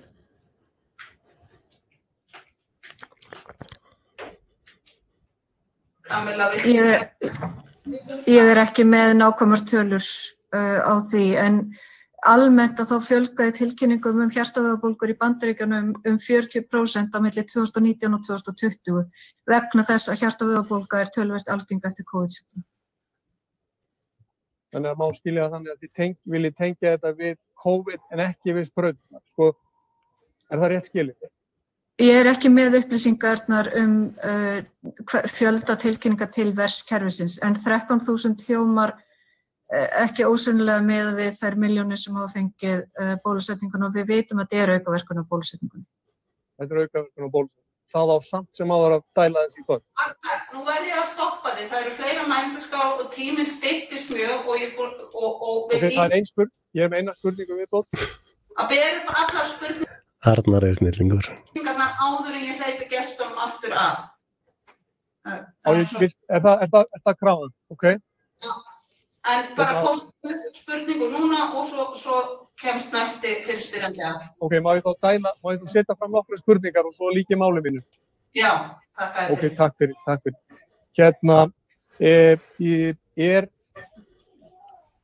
heilbrigðisyfirvöldum kunnugt það að Lýðheilsustofnun Finnlands, Franska læknaakademían og ónæmis- og bólusetningarnefnd Bretlands hafa lagst gegn því að heilbrigð 5 ára börn og eldri séu sprautum þessu. Heilbrigðisyfirvöldum kunnugt það að þessar bólusetningar hafi valdið alvarlegu einelti í skólum erlendis og hefur þar segja þá og aðgreiningu í skólum eru heilbrigðisyfirvöld á því að rannsóknir sem gerðar hafa verið af framleiðendum séu trúverðugar og traustar upplýsingar til að byggja á inn í framtíðina og telja, bara svo það komið fram á fundinum, af því að það hefur komið fram að það sé óvissa, ég heyrði það í máli Kamilu áðan, það sé óvissa uppi það hver áhrifin verði, það sem sagt í einhverju skilningi kalkúleruð áhætta sem verið að taka gagnvart börnum í þessu tilviki. Takk fyrir, það ekki fleiri spurningar. Já, takk Arnar, Kamila gerði svo vel. Já, þau lönd sem að mæltu með að eingöngu börn í áhættuhópum yrðu bólusett eru eitt af öðru að falla frá því.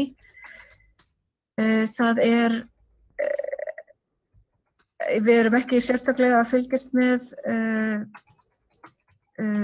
fréttum af einelti erlendis frá, en við ætlum að gera það sem við getum til þess að reyna að tryggja að allar upplýsingar bólusetningarstöðu barnanna að þau komi þá bara frá börnunum sín á milli og eins og annað sem að þeim fer í milli þá höfum við ekki stjórn á því hvernig þau bregðast við.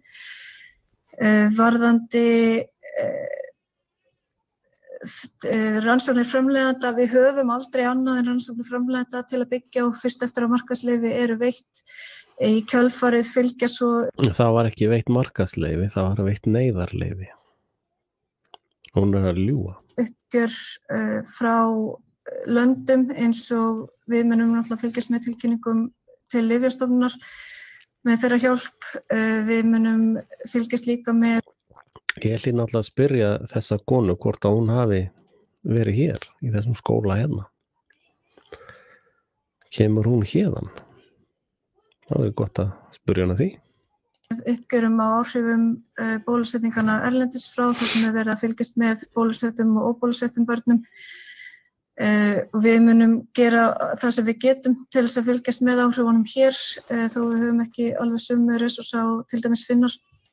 En varðandi það að þetta sé kalkúleruð áhætta að bólusetja, það er ákaflega lítil áhætta í því fólkin að bólusetja börn á þessum aldri.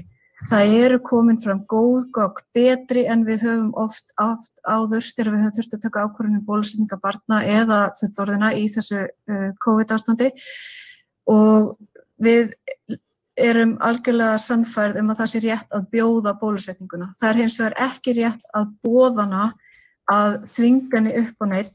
Þetta þarf að vera ákvörðun hverrar fjölskyldu, forsjáraðila fyrir hönd barnanna sinna.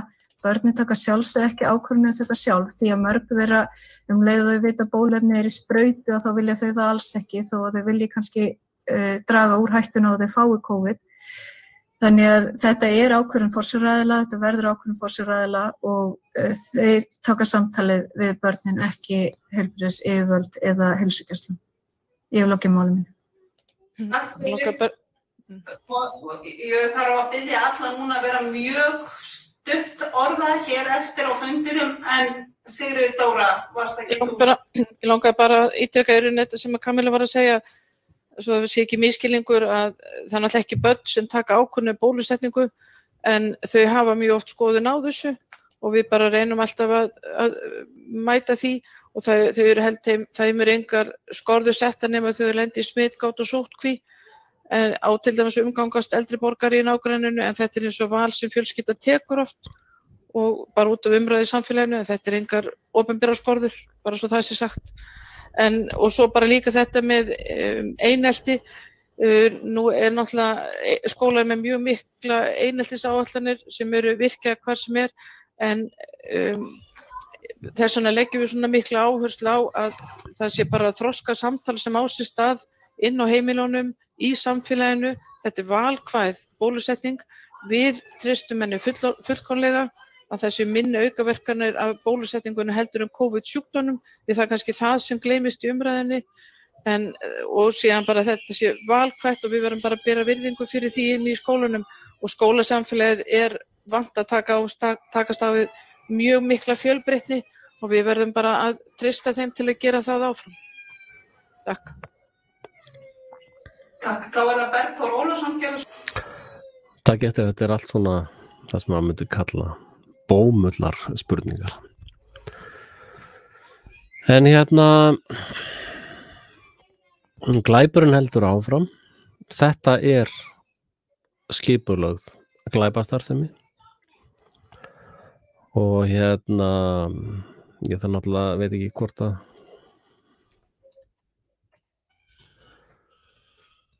ég veit ekki alveg hvernig á að lesi þetta. Var reistur granít steinvarði árið 1980 og þar það skrifað í stein. Þar skrifað í stein áætlun glóbalista sem eru þessir glæpamenn sem við erum að tala skipulögðustu glæpasamtök heims.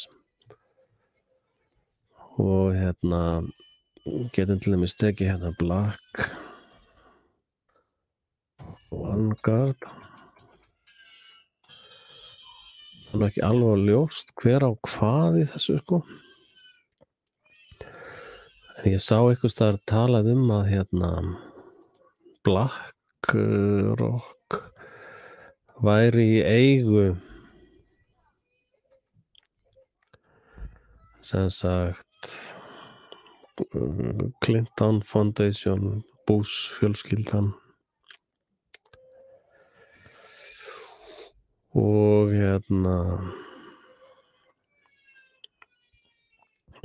þeir eiga náttúrulega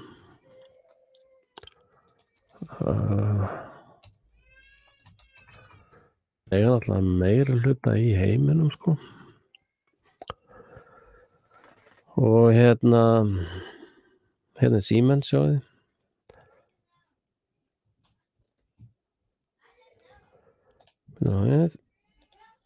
Þannig sjáum við að þessi fyrirtæki sem að gera testin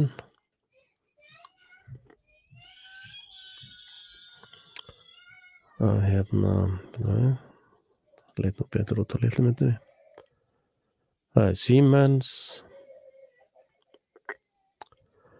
sem að framleiði testin muni hjá honum Hákoni.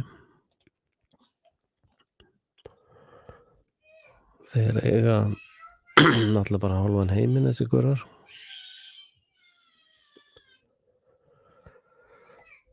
Og og svo eiga þeir öll matvæla fyrirtæki náttúrulega. Alla bankarna, þeir eiga allt drasli Og alla fjölmiðluna. State Street, það eitthvað sem aðeins að koma meira á fætur. Þannig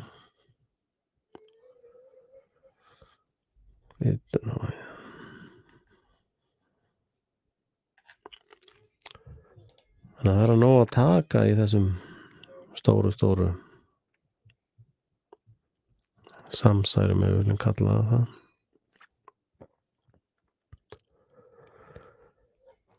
Og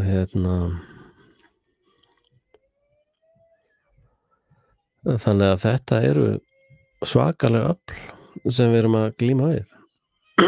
Og mér skildist að það væri innan þessara grúpa og að þeir voru svona á tímabili ekki alveg sammála það hvað þetta ganga langt í að útrýma fólki. En það eru þessir aðilar sem við erum alltaf að tala um.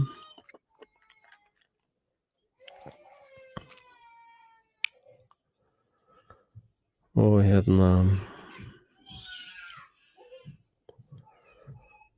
er af nóg að taka sko. Og þeir eru líka allan þennan matabransa sem að gæti þýtt sko að veikindin komi í gegnum matinn sko. Það er nú ekkert svona ólíklegt sko. Og hérna þeir, sem sagt, þetta lið er búið að ákveða það að halda fólki svona í cirka 500 milljónum. Það er sérst fækkun cirka 90-95% af mannkyni. Og þeir upplega fólk bara sem useless eaters and breathers and feeders. Og hérna það er svo áætlun sem er í gangi núna, að það er að fækka mannkyni svona mikið. Og hérna menn eiga nú svona misauðvelt með að kyngja því eðlilega, en hérna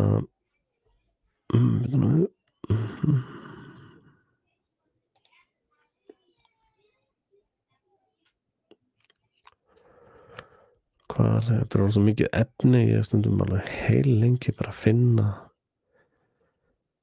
finna einföldustu hluti sko.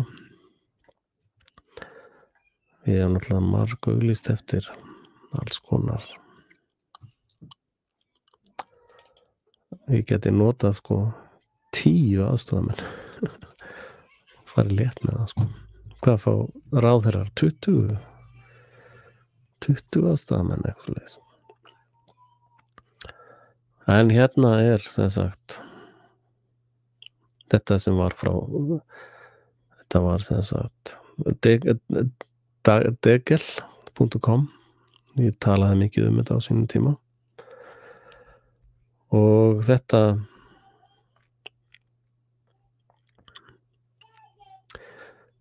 er cirka 2014 sem þetta kom fram, sem var sami tími og ég talaði þetta opinberlega í vídeói. Talaði það í síðasta þætti. Að á Íslandi 2014 voru 317.000 manns og áætlunin fyrir 2025 er 133.000. Og hérna það virðist alla ganga eftir. Hérna að þið ná betri árangur en þetta.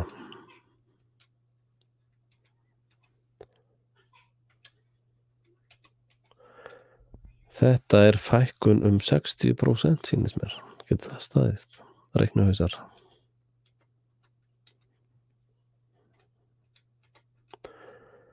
Sinnum 0,6. Nei, þetta er meira en 60. 317, 351, sinnum. Nei, fyrirgeðu. Já. Þeir ætla að fækka 60%. 40% af þjóðunum standa eftir. Og hérna þessi síða var náttúrulega tekið niður sjálfum sér. Kemur ekkert endilega óvart sko. En ég hafði tekið hana mynd af þessu áður en að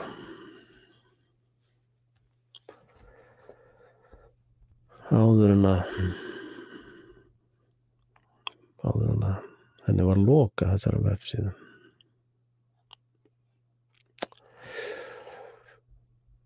Og hérna ég veit ekki muni eftir COVID-hundunum. Hvað var það þá?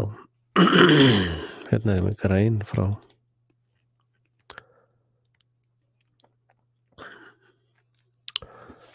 grein frá Morgunblaðinu 12. febrúar 2021. Sérstakir COVID-hundar settir á ís lögreglundum. Hérna þessi grein, hún reyndar ekki alveg í réttu formati. Hefnast nú ekki alltaf exportið með réttu formati. Sjáðu hérna, þetta grein sem að birtist.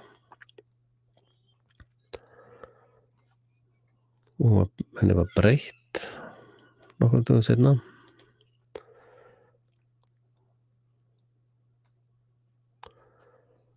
Verkefni var langt á veg komið að sögn Stefán Vagn Stefánssonar yfirlögregluþjóns hjá lögreglunni Norðurlandi.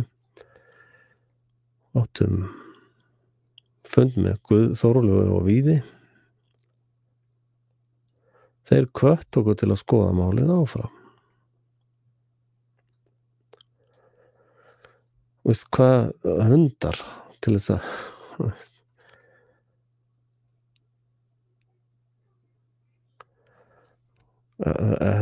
veist, munið þið átt að taka endaþarma sýni ég getur bara ekkert sagt lengur.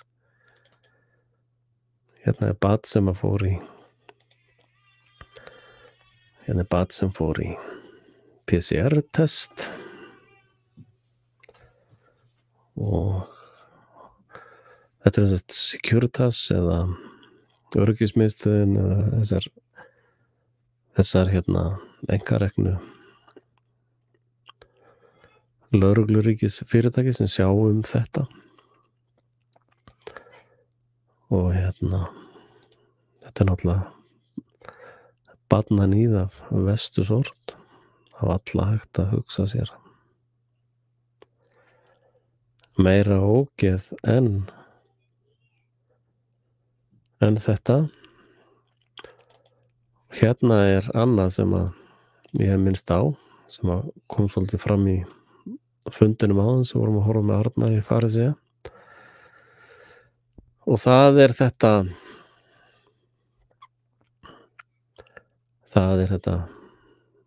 þetta er frá 2014 líka vangaveltur samþykki consent og þetta var 2014 sem þetta kom út og hérna er verið að tala þeir eru alltaf að reyna að komast fram hjá stjórnarskrám og fram hjá Núremberg-kótanum og það þvælist alveg svakalega fyrir þeim að öllu leyti 18 ára er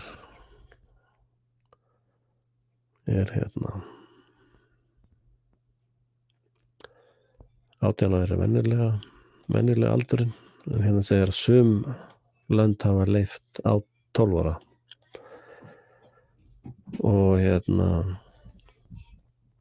talaði venjulegar aðferðir eða tarteringar til að fá samþykki og þar talaði skriflegt samþykki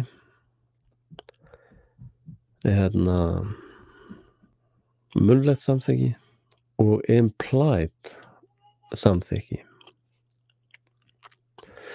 og það er það sem að verið að stunda allir Laugardalsvellinni og verið stunda í skólanum á Íslandi það er implied consent og það gildir með þetta að ef þú fer með barnið þitt í skólan þá líta þessi glæpsamlegu stjórnvöld á það að þú sért búin að samþykkja bólusetningu það er alltaf þessna sem að börnin okkar eru heima foreldrar eru upplýstir að það standi til að bólusetja og það getur bara verið einhver tilkynning í einhverju smá fréttablaði eða á einhverju vefsíðu eitthvað þeir eru ekkert mjög nákvæmlega hversu ítarlegt það þarf að vera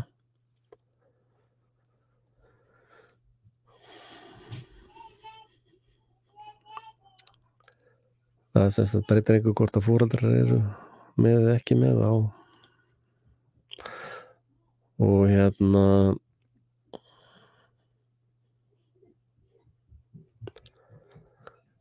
þeir að spá í að setja mandatory bólusetningar sko.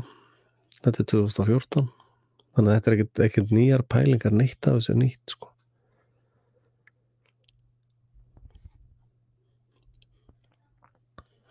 Og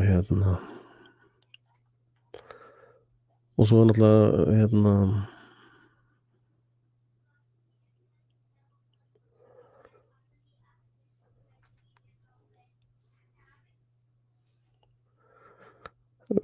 hvaða skjal er þetta að tala þetta sem ég er með uppi núna eða ég birti það í síðasta þætti held ég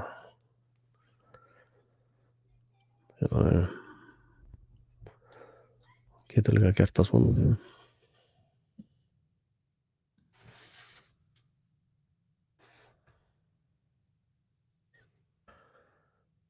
það ekki flóknar að finna þetta en það alltaf að spara þér innslott sem ég segi bara copy paste hérna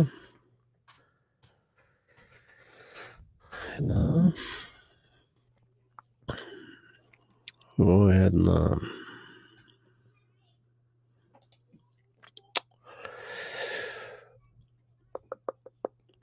þannig að þetta við erum komin algjörlega út í crazy ástand sko. Og það meira að þannig einhverjir farisegar eins og Arnar farin að ágjöra af þessu sko. Og þetta allt saman framkvæmt á vakt Vinstri grænna og Sjálfstæðisflokksins sem að sjálf skipuðu sig aftur núna til valda. Og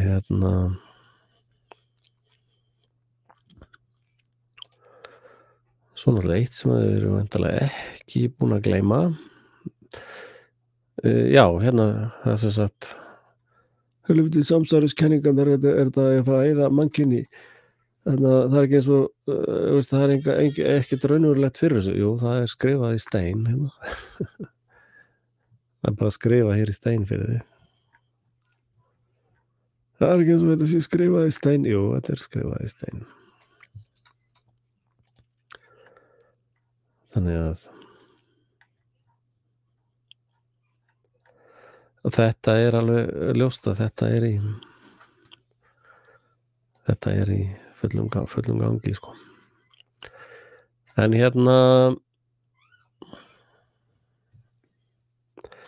já, hvað haldið þið? Kannski spurji sem gera þetta svolítið mikið spurja hlustendur hvað haldið þið að gerist 2021? Hvað hver er ykkar skoðun á því? Já, nú man ég hvað ég ætlaði að sýna ykkur. Það var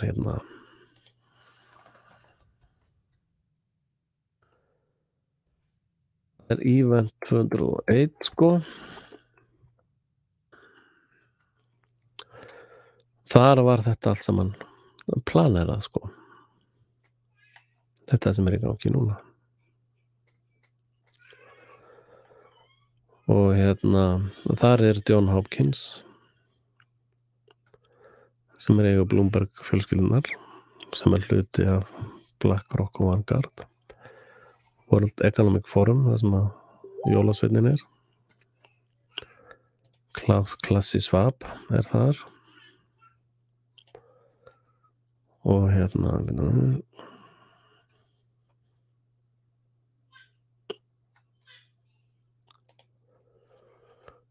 þættinu var að berast eitthvað skona skeiti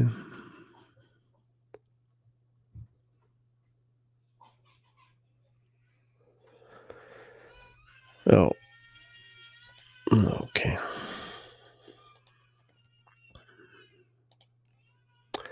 og svo náttúrulega þessi sjóður að þeir bara undirbjúgu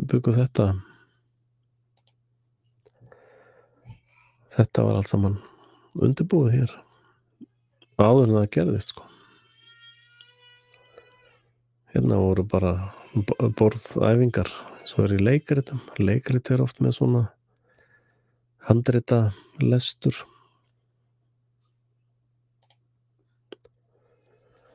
Já, statement. Þetta var algjör tilviljun. Trúið því hver sem vill getur svona trúa því. Þannig að playerarnir eru allir, ef þið opnið hérna sko, þá sjáu þið frá hverjum þeir koma. Ég hef farið yfir til smáatriðin sko margoft og hérna þetta private public cooperation. Þetta fasismi. Það að renna saman einkafyrirtæki og ríkið.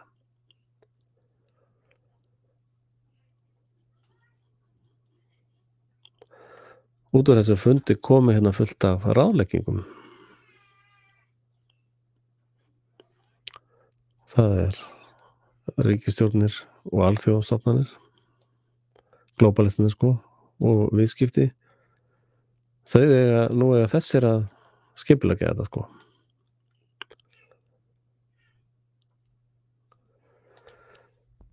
Og hérna iðnaður, ríkisstjórnir og alþjóðastofnanir eiga hérna fjármagna alls konar drasl til þess að tæma ríkissjóðuna.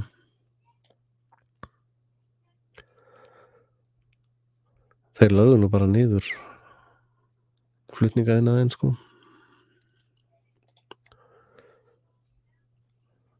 Og hérna alltaf vantar meiri peningi í Landspítalann sko. Til að henda peningum í bóluefni, meðferðir og testkit sko.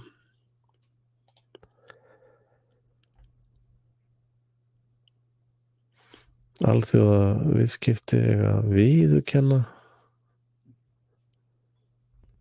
byrði svona pandemics eða fake faraldra. Alþjóðastofnanir eiga að minnka. Þetta hérna kommunist öfugtal sko. Þeir notu þetta náttúrulega til þess að rústa fjárhag heimsins sko. Sérstaklega litlum fyrirtækjum. Og það á sér stað núna heitt mesti eignaflutningur í veldasögunni sko. Það sem verið bara að flytja fjárhag þjóða inn í einhverja erlenda furðu fyrirtæki sko.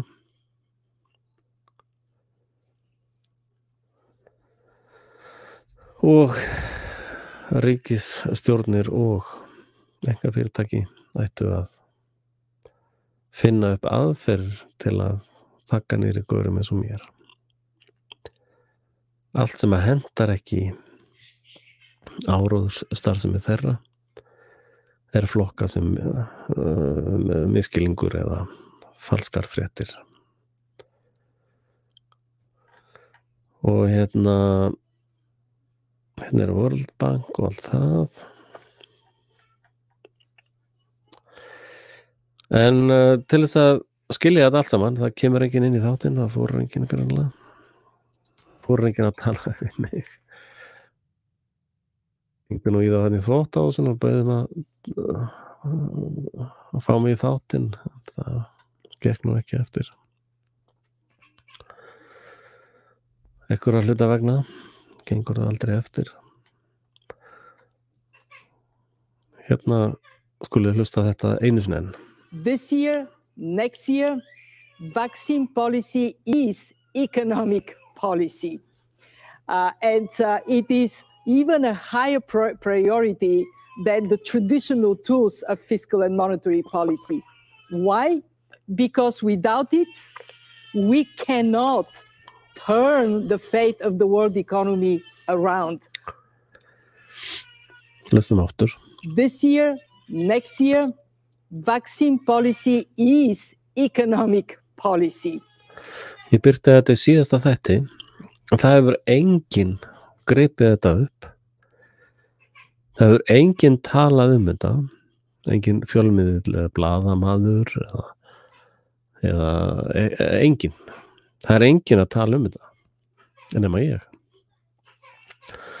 Og síðast var ég að tala atburðina sem að gerast núna 2014, sko. Þannig ég sé nú hlutina oft vel fyrir, sko. Og svo sjáum við að og Sigga Andersen alveg vel sko ekki að vinna neitt með þessum samsæringum, þá var náttúrulega að tala mig, sko. Þannig að það alveg á hreinu að það á að þakka mig niður. Núna þegar ég kommenta eitthvað á vísi, það það hverfur strax, sko. Og svo menn að segja þar, hverju menn hættir að kommenta? Og það að því það eitt jafn nóðum, við bara áður en maður ítir á internet. This year, next year, vaccine policy is economic policy. And it is even a higher priority than the traditional tools of fiscal and monetary policy. Why? Because without it, we cannot turn the fate of the world economy around. Án þessara aðgerða, að drepa svona mikið af fólki, að drepa 60% Íslendinga, þá ekki hægt að snúa þessari svikamyllu fjármálana við.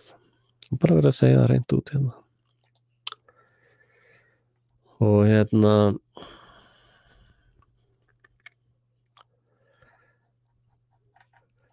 já, þetta svo sturlað, sko.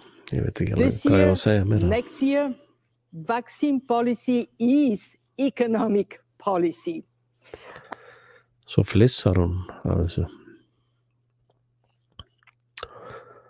Og finnst þetta bara fyndið. Já, var hann sem ég gerði.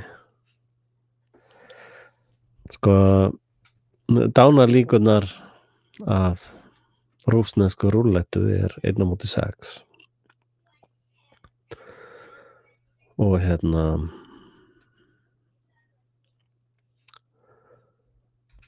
það sem sagt 17% líkur á því og drepist í rússnesku rúllettu. Og hvað finnst fólki það ef að ríkisstjórnin og þessar glæpastofnanir myndu gera það skilyrði og til þess að ferðast til útlanda þyrftur að fara í rússneska rúllettu með lífið þitt. Og það væri bara lögin, sko. Hvað finnst þér það? Og akkurru, ef þú ert bara að sammála því, sko, þá svo sem ekki þetta tjónka við því neitt meira, sko. En ef þú ert ósammála því, þá gaman að heyra rökin fyrir því, akkurru ekki. Samkvæmt því sem að Alþjóðlegi gjaldeyrisjóðurinn og að segja, þá þarf að fækka fólki með bólusetningar aðgerðum til þess að bjarga efnahagnum. Þessu svika efnahagskerfi sem varið með morðsveitum NATO, sko. Og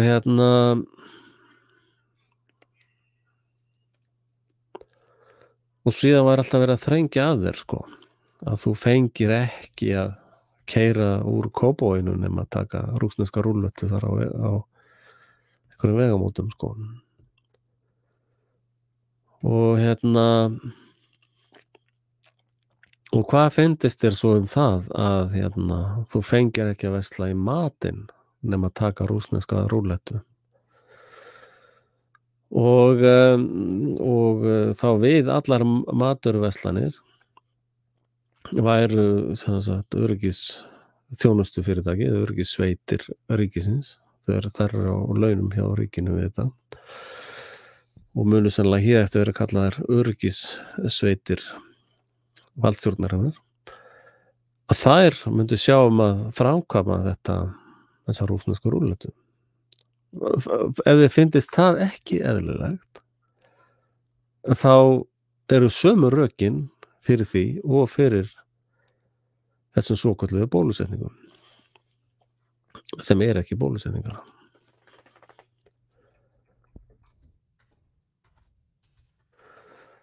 Að þetta nú Reuters, það nú Rothschild fjölmiðillinn mikli, eða Vanguard og BlackRock og Vanguard fjölmiðill. FDA, þess að þeir vilja bíða í 55 ár með að birta upplýsingar hvað í þessum bóluefnum. Og núna þeir búin að tala að fara með það í 75 ár.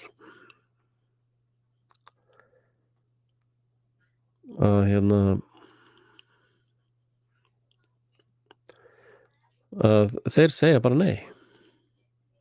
Að þeir ætla ekki að birta þessar upplýsingar. Og ef ykkur finnst það eðlilegt, þá erfitt að eiga við ykkur, sko. Og við þessir sem að viljum ekki fara í rússneska rúlletu eða í þessa eiturskot, við eðlilega segjum það bara ok, ég þá bara að tala fyrir sjálfa mig. Ég þá hugsanlega til þess að endurskoða afstöðu mína með bólusetningu fyrir sjálfa mig eftir 55 ár eða 75 ár. Og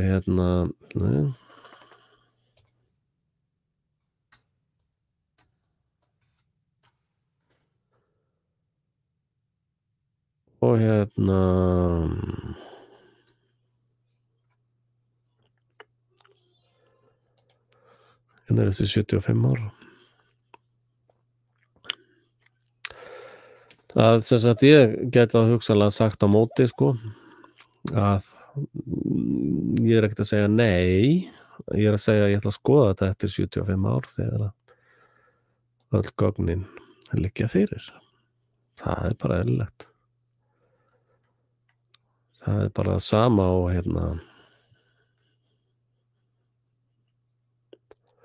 2096.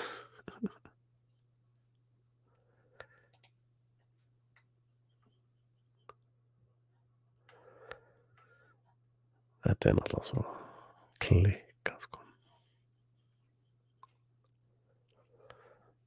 Og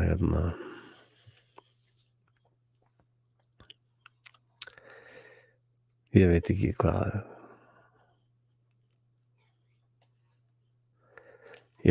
ég á að segja við ykkur. Nú, það búið að vera svolítið fólki með mér í dag. Það nú bara gaman.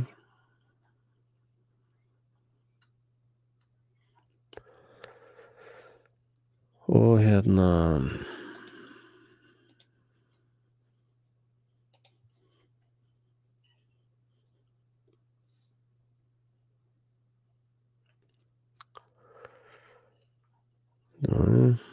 þetta eitthvað annað.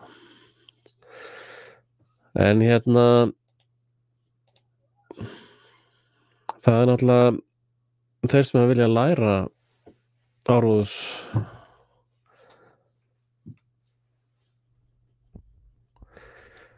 já, það rétt. Fólki sem ekki sér í gegnum þetta rugl núna mun aldrei vakna. Já, það eru alltaf einhverjir sem að mótmæla eða vesenast, það gott, sko. En stríðið sennilega búið. En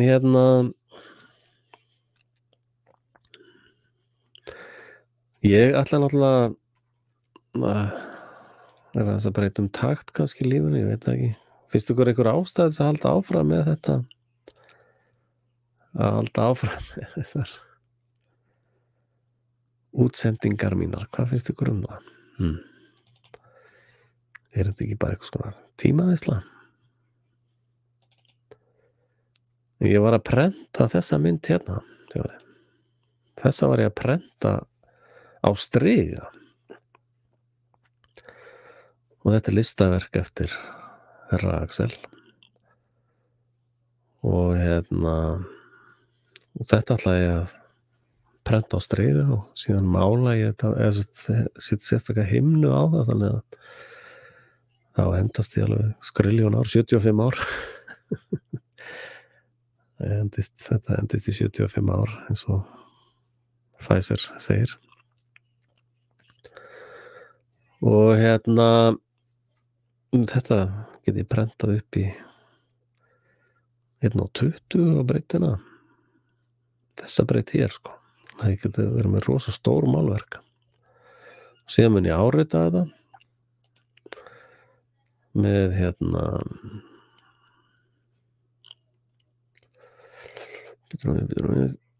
ég er með skriftu sem að ég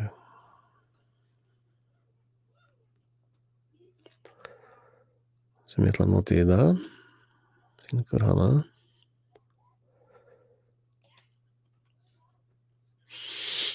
Ég er einmitt að æfa mig núna, ég get að skrifa þetta, handskrifað. Þetta hérna.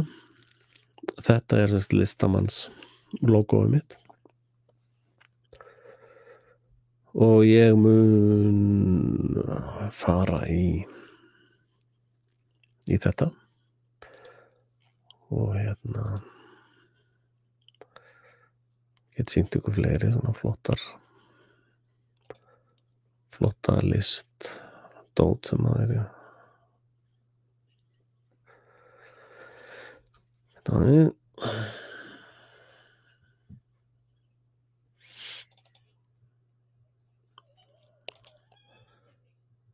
Hvar var þetta allt saman? Þetta er nú svona stílað upp á túristina reynda svolítið mikið.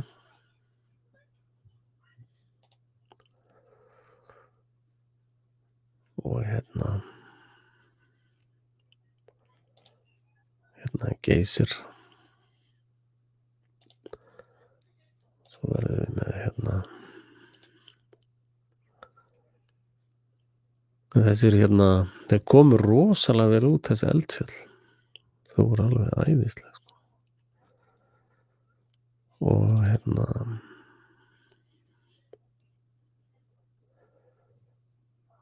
síðan er ég með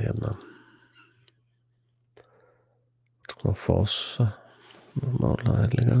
Þetta er þess að digital art, kallaði þetta. Og þetta er Kirkjufell náttúrulega.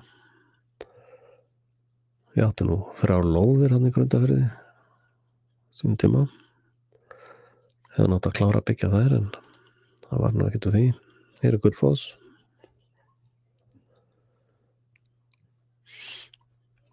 Og hérna geta menn fengið litlar eða stóra myndir. Og stóra myndirnar verða náttúrulega dýrari.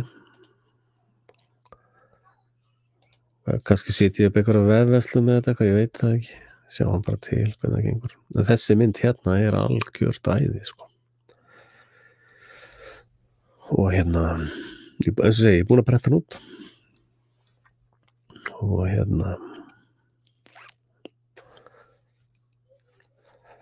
já, þetta kemur mjög vel út. Og eins og segi, ég var að láta ramma inn, það hún var einhver 1.30 held ég. Á þennan veginn hér. Og ég með 8 lita prentara, þannig að hún nær rosalega breiðu óran, sko. Og rauðvillumis, hún nær YouTube logoinu. Og hún nær KTM mótorhjóla logoinu, hún nær sem sagt langt, prentari minn, sko. Hún nær langt upp í hann nær langt upp í litrófið, sko. Og svart er alveg svakalega svart sem ég er ánægður með. Og Þannig að það er alltaf nóg að gera hjá mér, sko. Ég er aldrei hugmyndalaus eða geldur í einhverju. Já, eða þess að ég hef alltaf nóg að gera. Það kaupi sér stundum látt. Og já, ég gerði einhverja tölvuserju. Hvernig var það? Þannig að þetta er einhver PDF-skjöl. Það er ekki eins vel hefnað.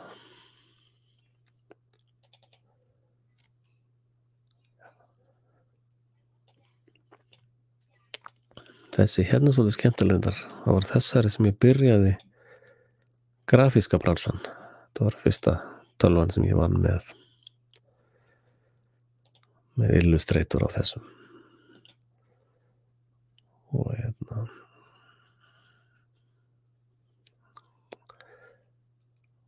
þetta var Apple Macintosh 256K. En hérna, já, þetta var nú svona eina af þessum fyrstu sem ég gerði. Síðan fór ég myndir sem eru með svona meiri fyllingu í sér.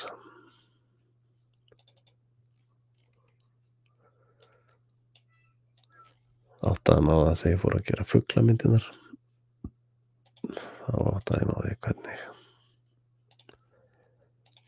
gera þess að hérna til dæmis.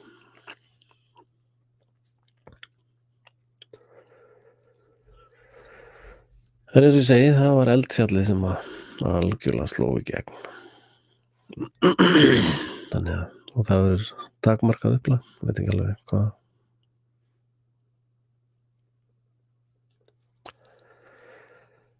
Hérna berst þættinum spurning, af hverju eru svona margir Íslendingar svona heimskir? Ég myndi nú bara að spyrja, af hverju er allur heimurinn svona heimskur? Þetta er ekkert minna heimska hér út í Svíþjóð eða í Hollandi eða hvar sem er. Þetta er náttúrulega þessi áætlun sem við erum í núna, sko, hún er ekkert fædd í gær, sko. Þetta er náttúrulega, ég er búin að fjalla um það áður. Og hérna,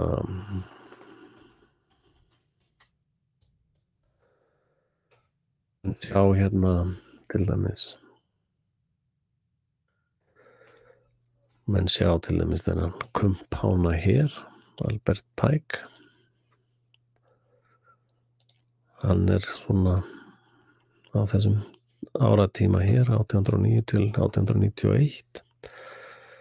Og hann skrifar 3 heimsstyrjaldir. Og hérna, og þetta er allt sem að frímúrar náttúrulega og satanistar sem við erum að glíma við. Albert Pike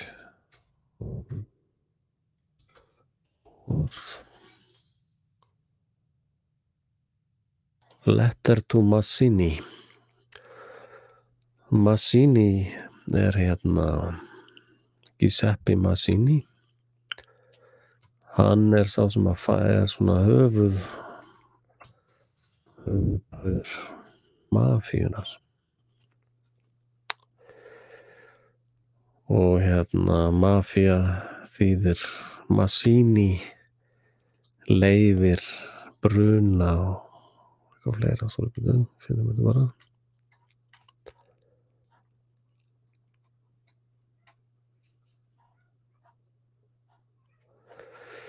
Já, ok, tökum bréfin fyrst hérna. Þetta er bréf sem var skrifað 15. ágúst 1871. Það sem að hann talar fyrstu heimsstyrjöldina, talar hann aðra og svo þá þriðju. Þar var markmið að fá íslam og kristna til að berjast. En það hefur misheppnast, sko.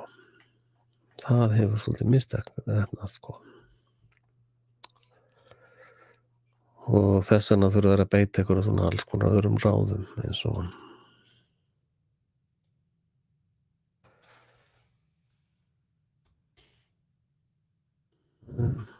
Mazzini Mafia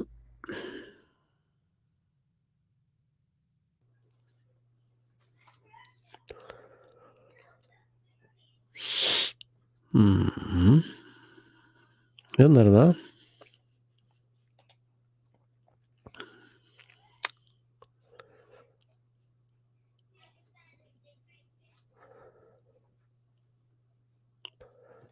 Mazzini, otras furti, incenti, avalementi. Mazzini leyfir þjófnað, bruna og eitranir. Og þetta svona svipað og það er sagt sko Soros eða fleiri séu á bakvið þetta sem að gerast í Bandaríkjunum, það sem verður að stela og brenna allu. Og eitranir, þetta eru vinnubrögð mafíunar, þess að skipulegra glæpast samtaka. Þau vinna með þjófnað, brennur, sjá hvað brann mikið núna áramótin. Og þið vitið náttúrulega í hvað samvikið það er væntanlega. Og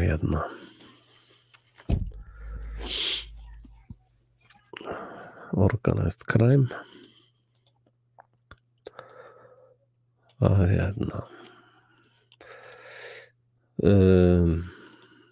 Og síðan ertu með bókina Protocols.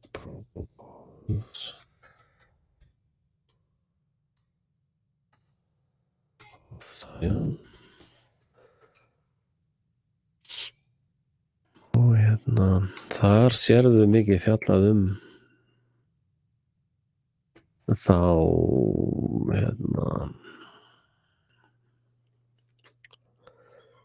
þá sérðu fjallað mikið þjóðfélagið sem við erum í núna. Já, þetta passi ykkur, það eru nokkra svona disinfo búin að breyta þessu sko. Alltaf erfitt að finna þetta núna, já nú alltaf afrita þessu.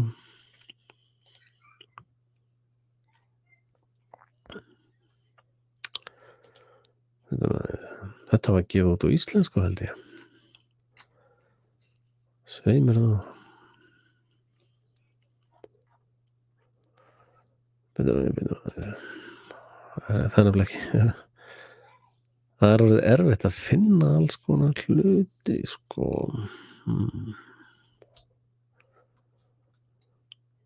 Þessi sé með það.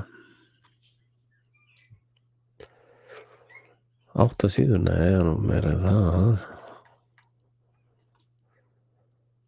Gott meira en það.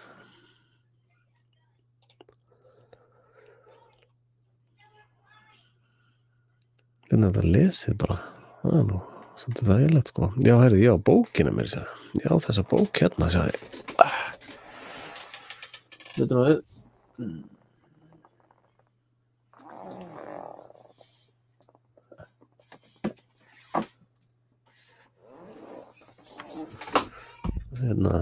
Hérna er hún sko.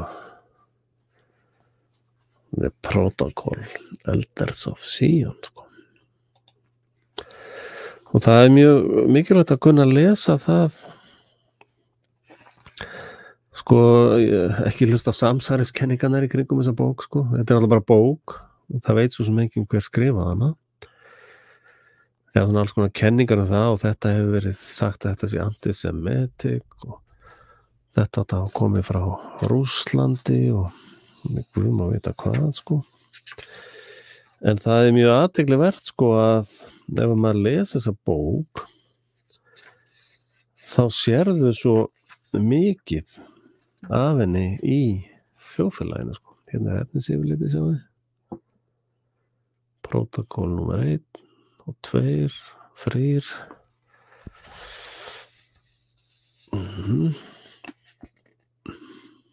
Hérna, protokall nummer 1, gull. Might is right. We are despots. We shall end liberty. Protokall nummer 2, ruglandi menntun. Númer 3, fátækt vopn. Við styðjum kommunisma. Gyðingar verða öruggir. Protokall númer 4, við munum eyða Guði. Protokall númer 5, almúginn leiddur af legum og einunganar kapitalismi. Við munum setja gentiles eða trúlausa í þrældóm,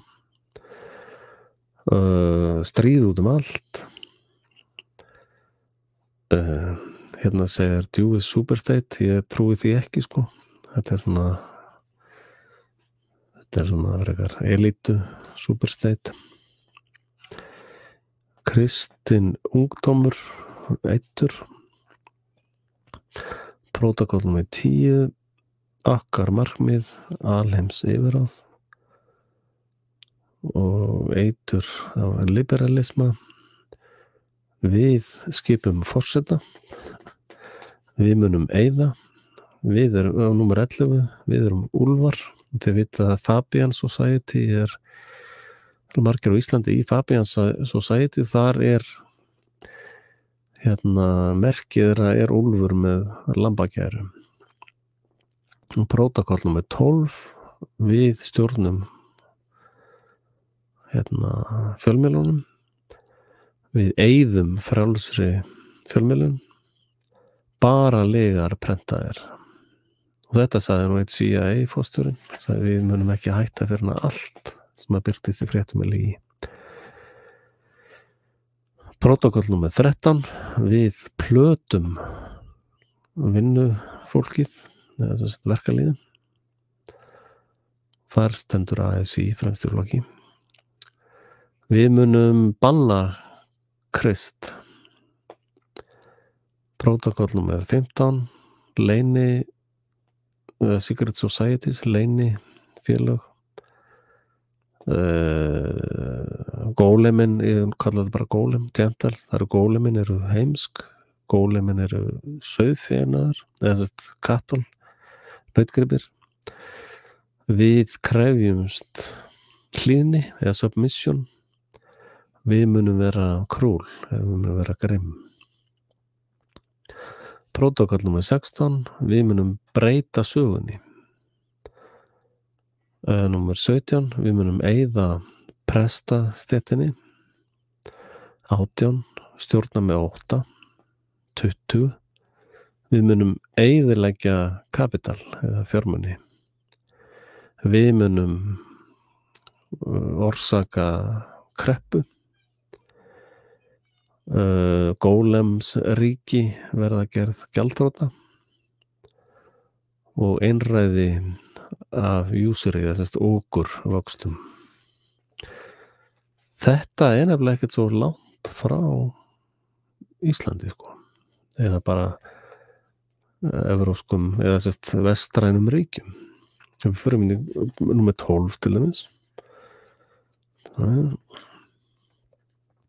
Protokall númer 12.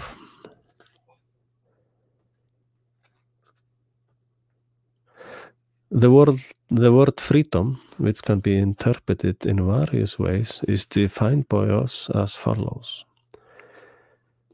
Freedom is the right to do what which the law allows.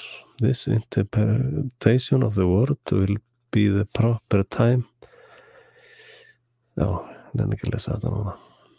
Þetta bara þetta plott sem í gangi, því bara lýst alveg í smá atriðum í þessari bók. Og og hver skrifa hana, hver ekki, það breytir engu sko. Og það einmitt oft með svona kjarnorku bækur sko, eða kjarnabækur eða kjarnorkan í viskunni sko eru einmitt í svona bókum sem eru dímoniseraðar og gefið alls konar furðuleg nöfn sko og þess vegna tel ég mjög mikilvægt að fólk hreinlega lesi þetta og og hún til sem PDF eins og ég var að segja ykkur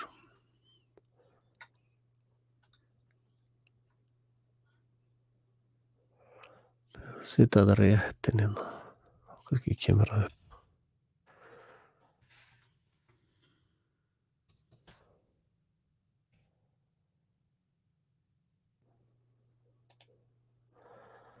en ég var ekki við að lesa Disinfo, það eru PDF-skjöld sem eru bara áróður sko.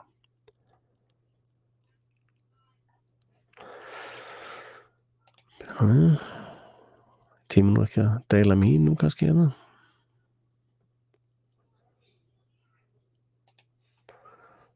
Býta á í hann einhvers staðar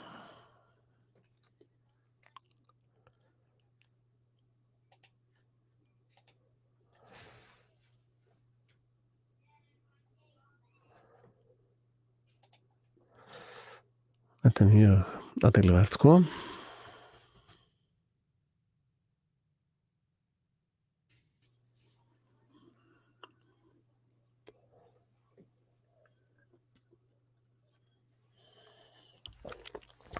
Og hérna talað fjölmiðla sko, hvernig alltaf að nota þá. Og þeir tala alltaf gull.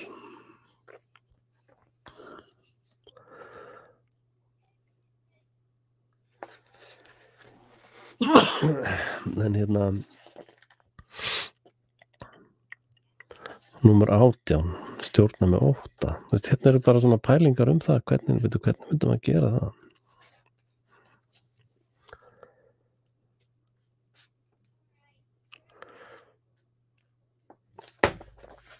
hérna þetta show in folder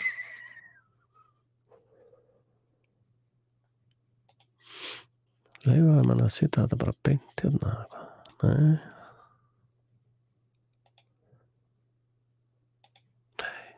get ekki lóta því upp sko. Það miður.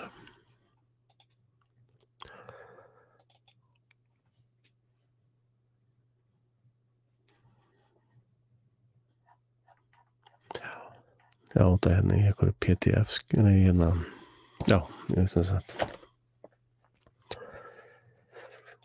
Þetta til hérna hjá okkur. En hérna, það hefur enginn komið í þáttinn. Spurning hvort það sé gott eða vont. Það svona smekkstendari. Og hérna,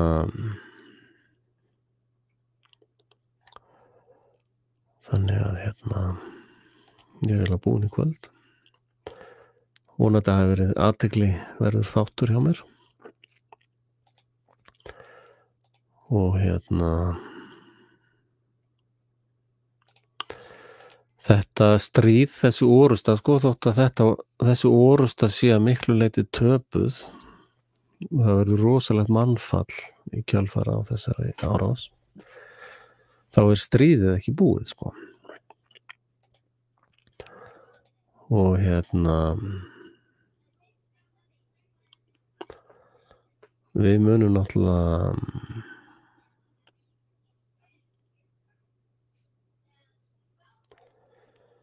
halda áfram með þetta stríð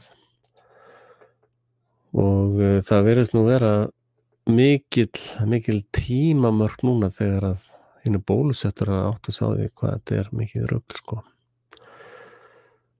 Og hérna þannig að þá eftir að koma í ljós hvernig það virkar allt saman. En hérna, já, takk fyrir komuna. Og ég ætla að spila hérna Stef þáttarinn stef þáttarins. Þakka fyrir komin í kvöld og vill minna ykkur á að styrkja ef þið getið. Það er inn á hoax.is eru styrkjanappur þar. Og ég vil biðja ykkur að subscribe náttúrulega af rásinni. Þetta er á YouTube og Facebook.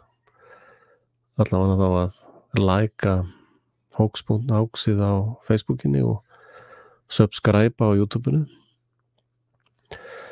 Og deila þessu, endilega deila þessu. Fólk þorir því reyndar ekki, ok, allt í lagi með það. En þeir sem þora að deila. Og síðan bara heyrumst við aftur í næsta live. Takk fyrir, bless.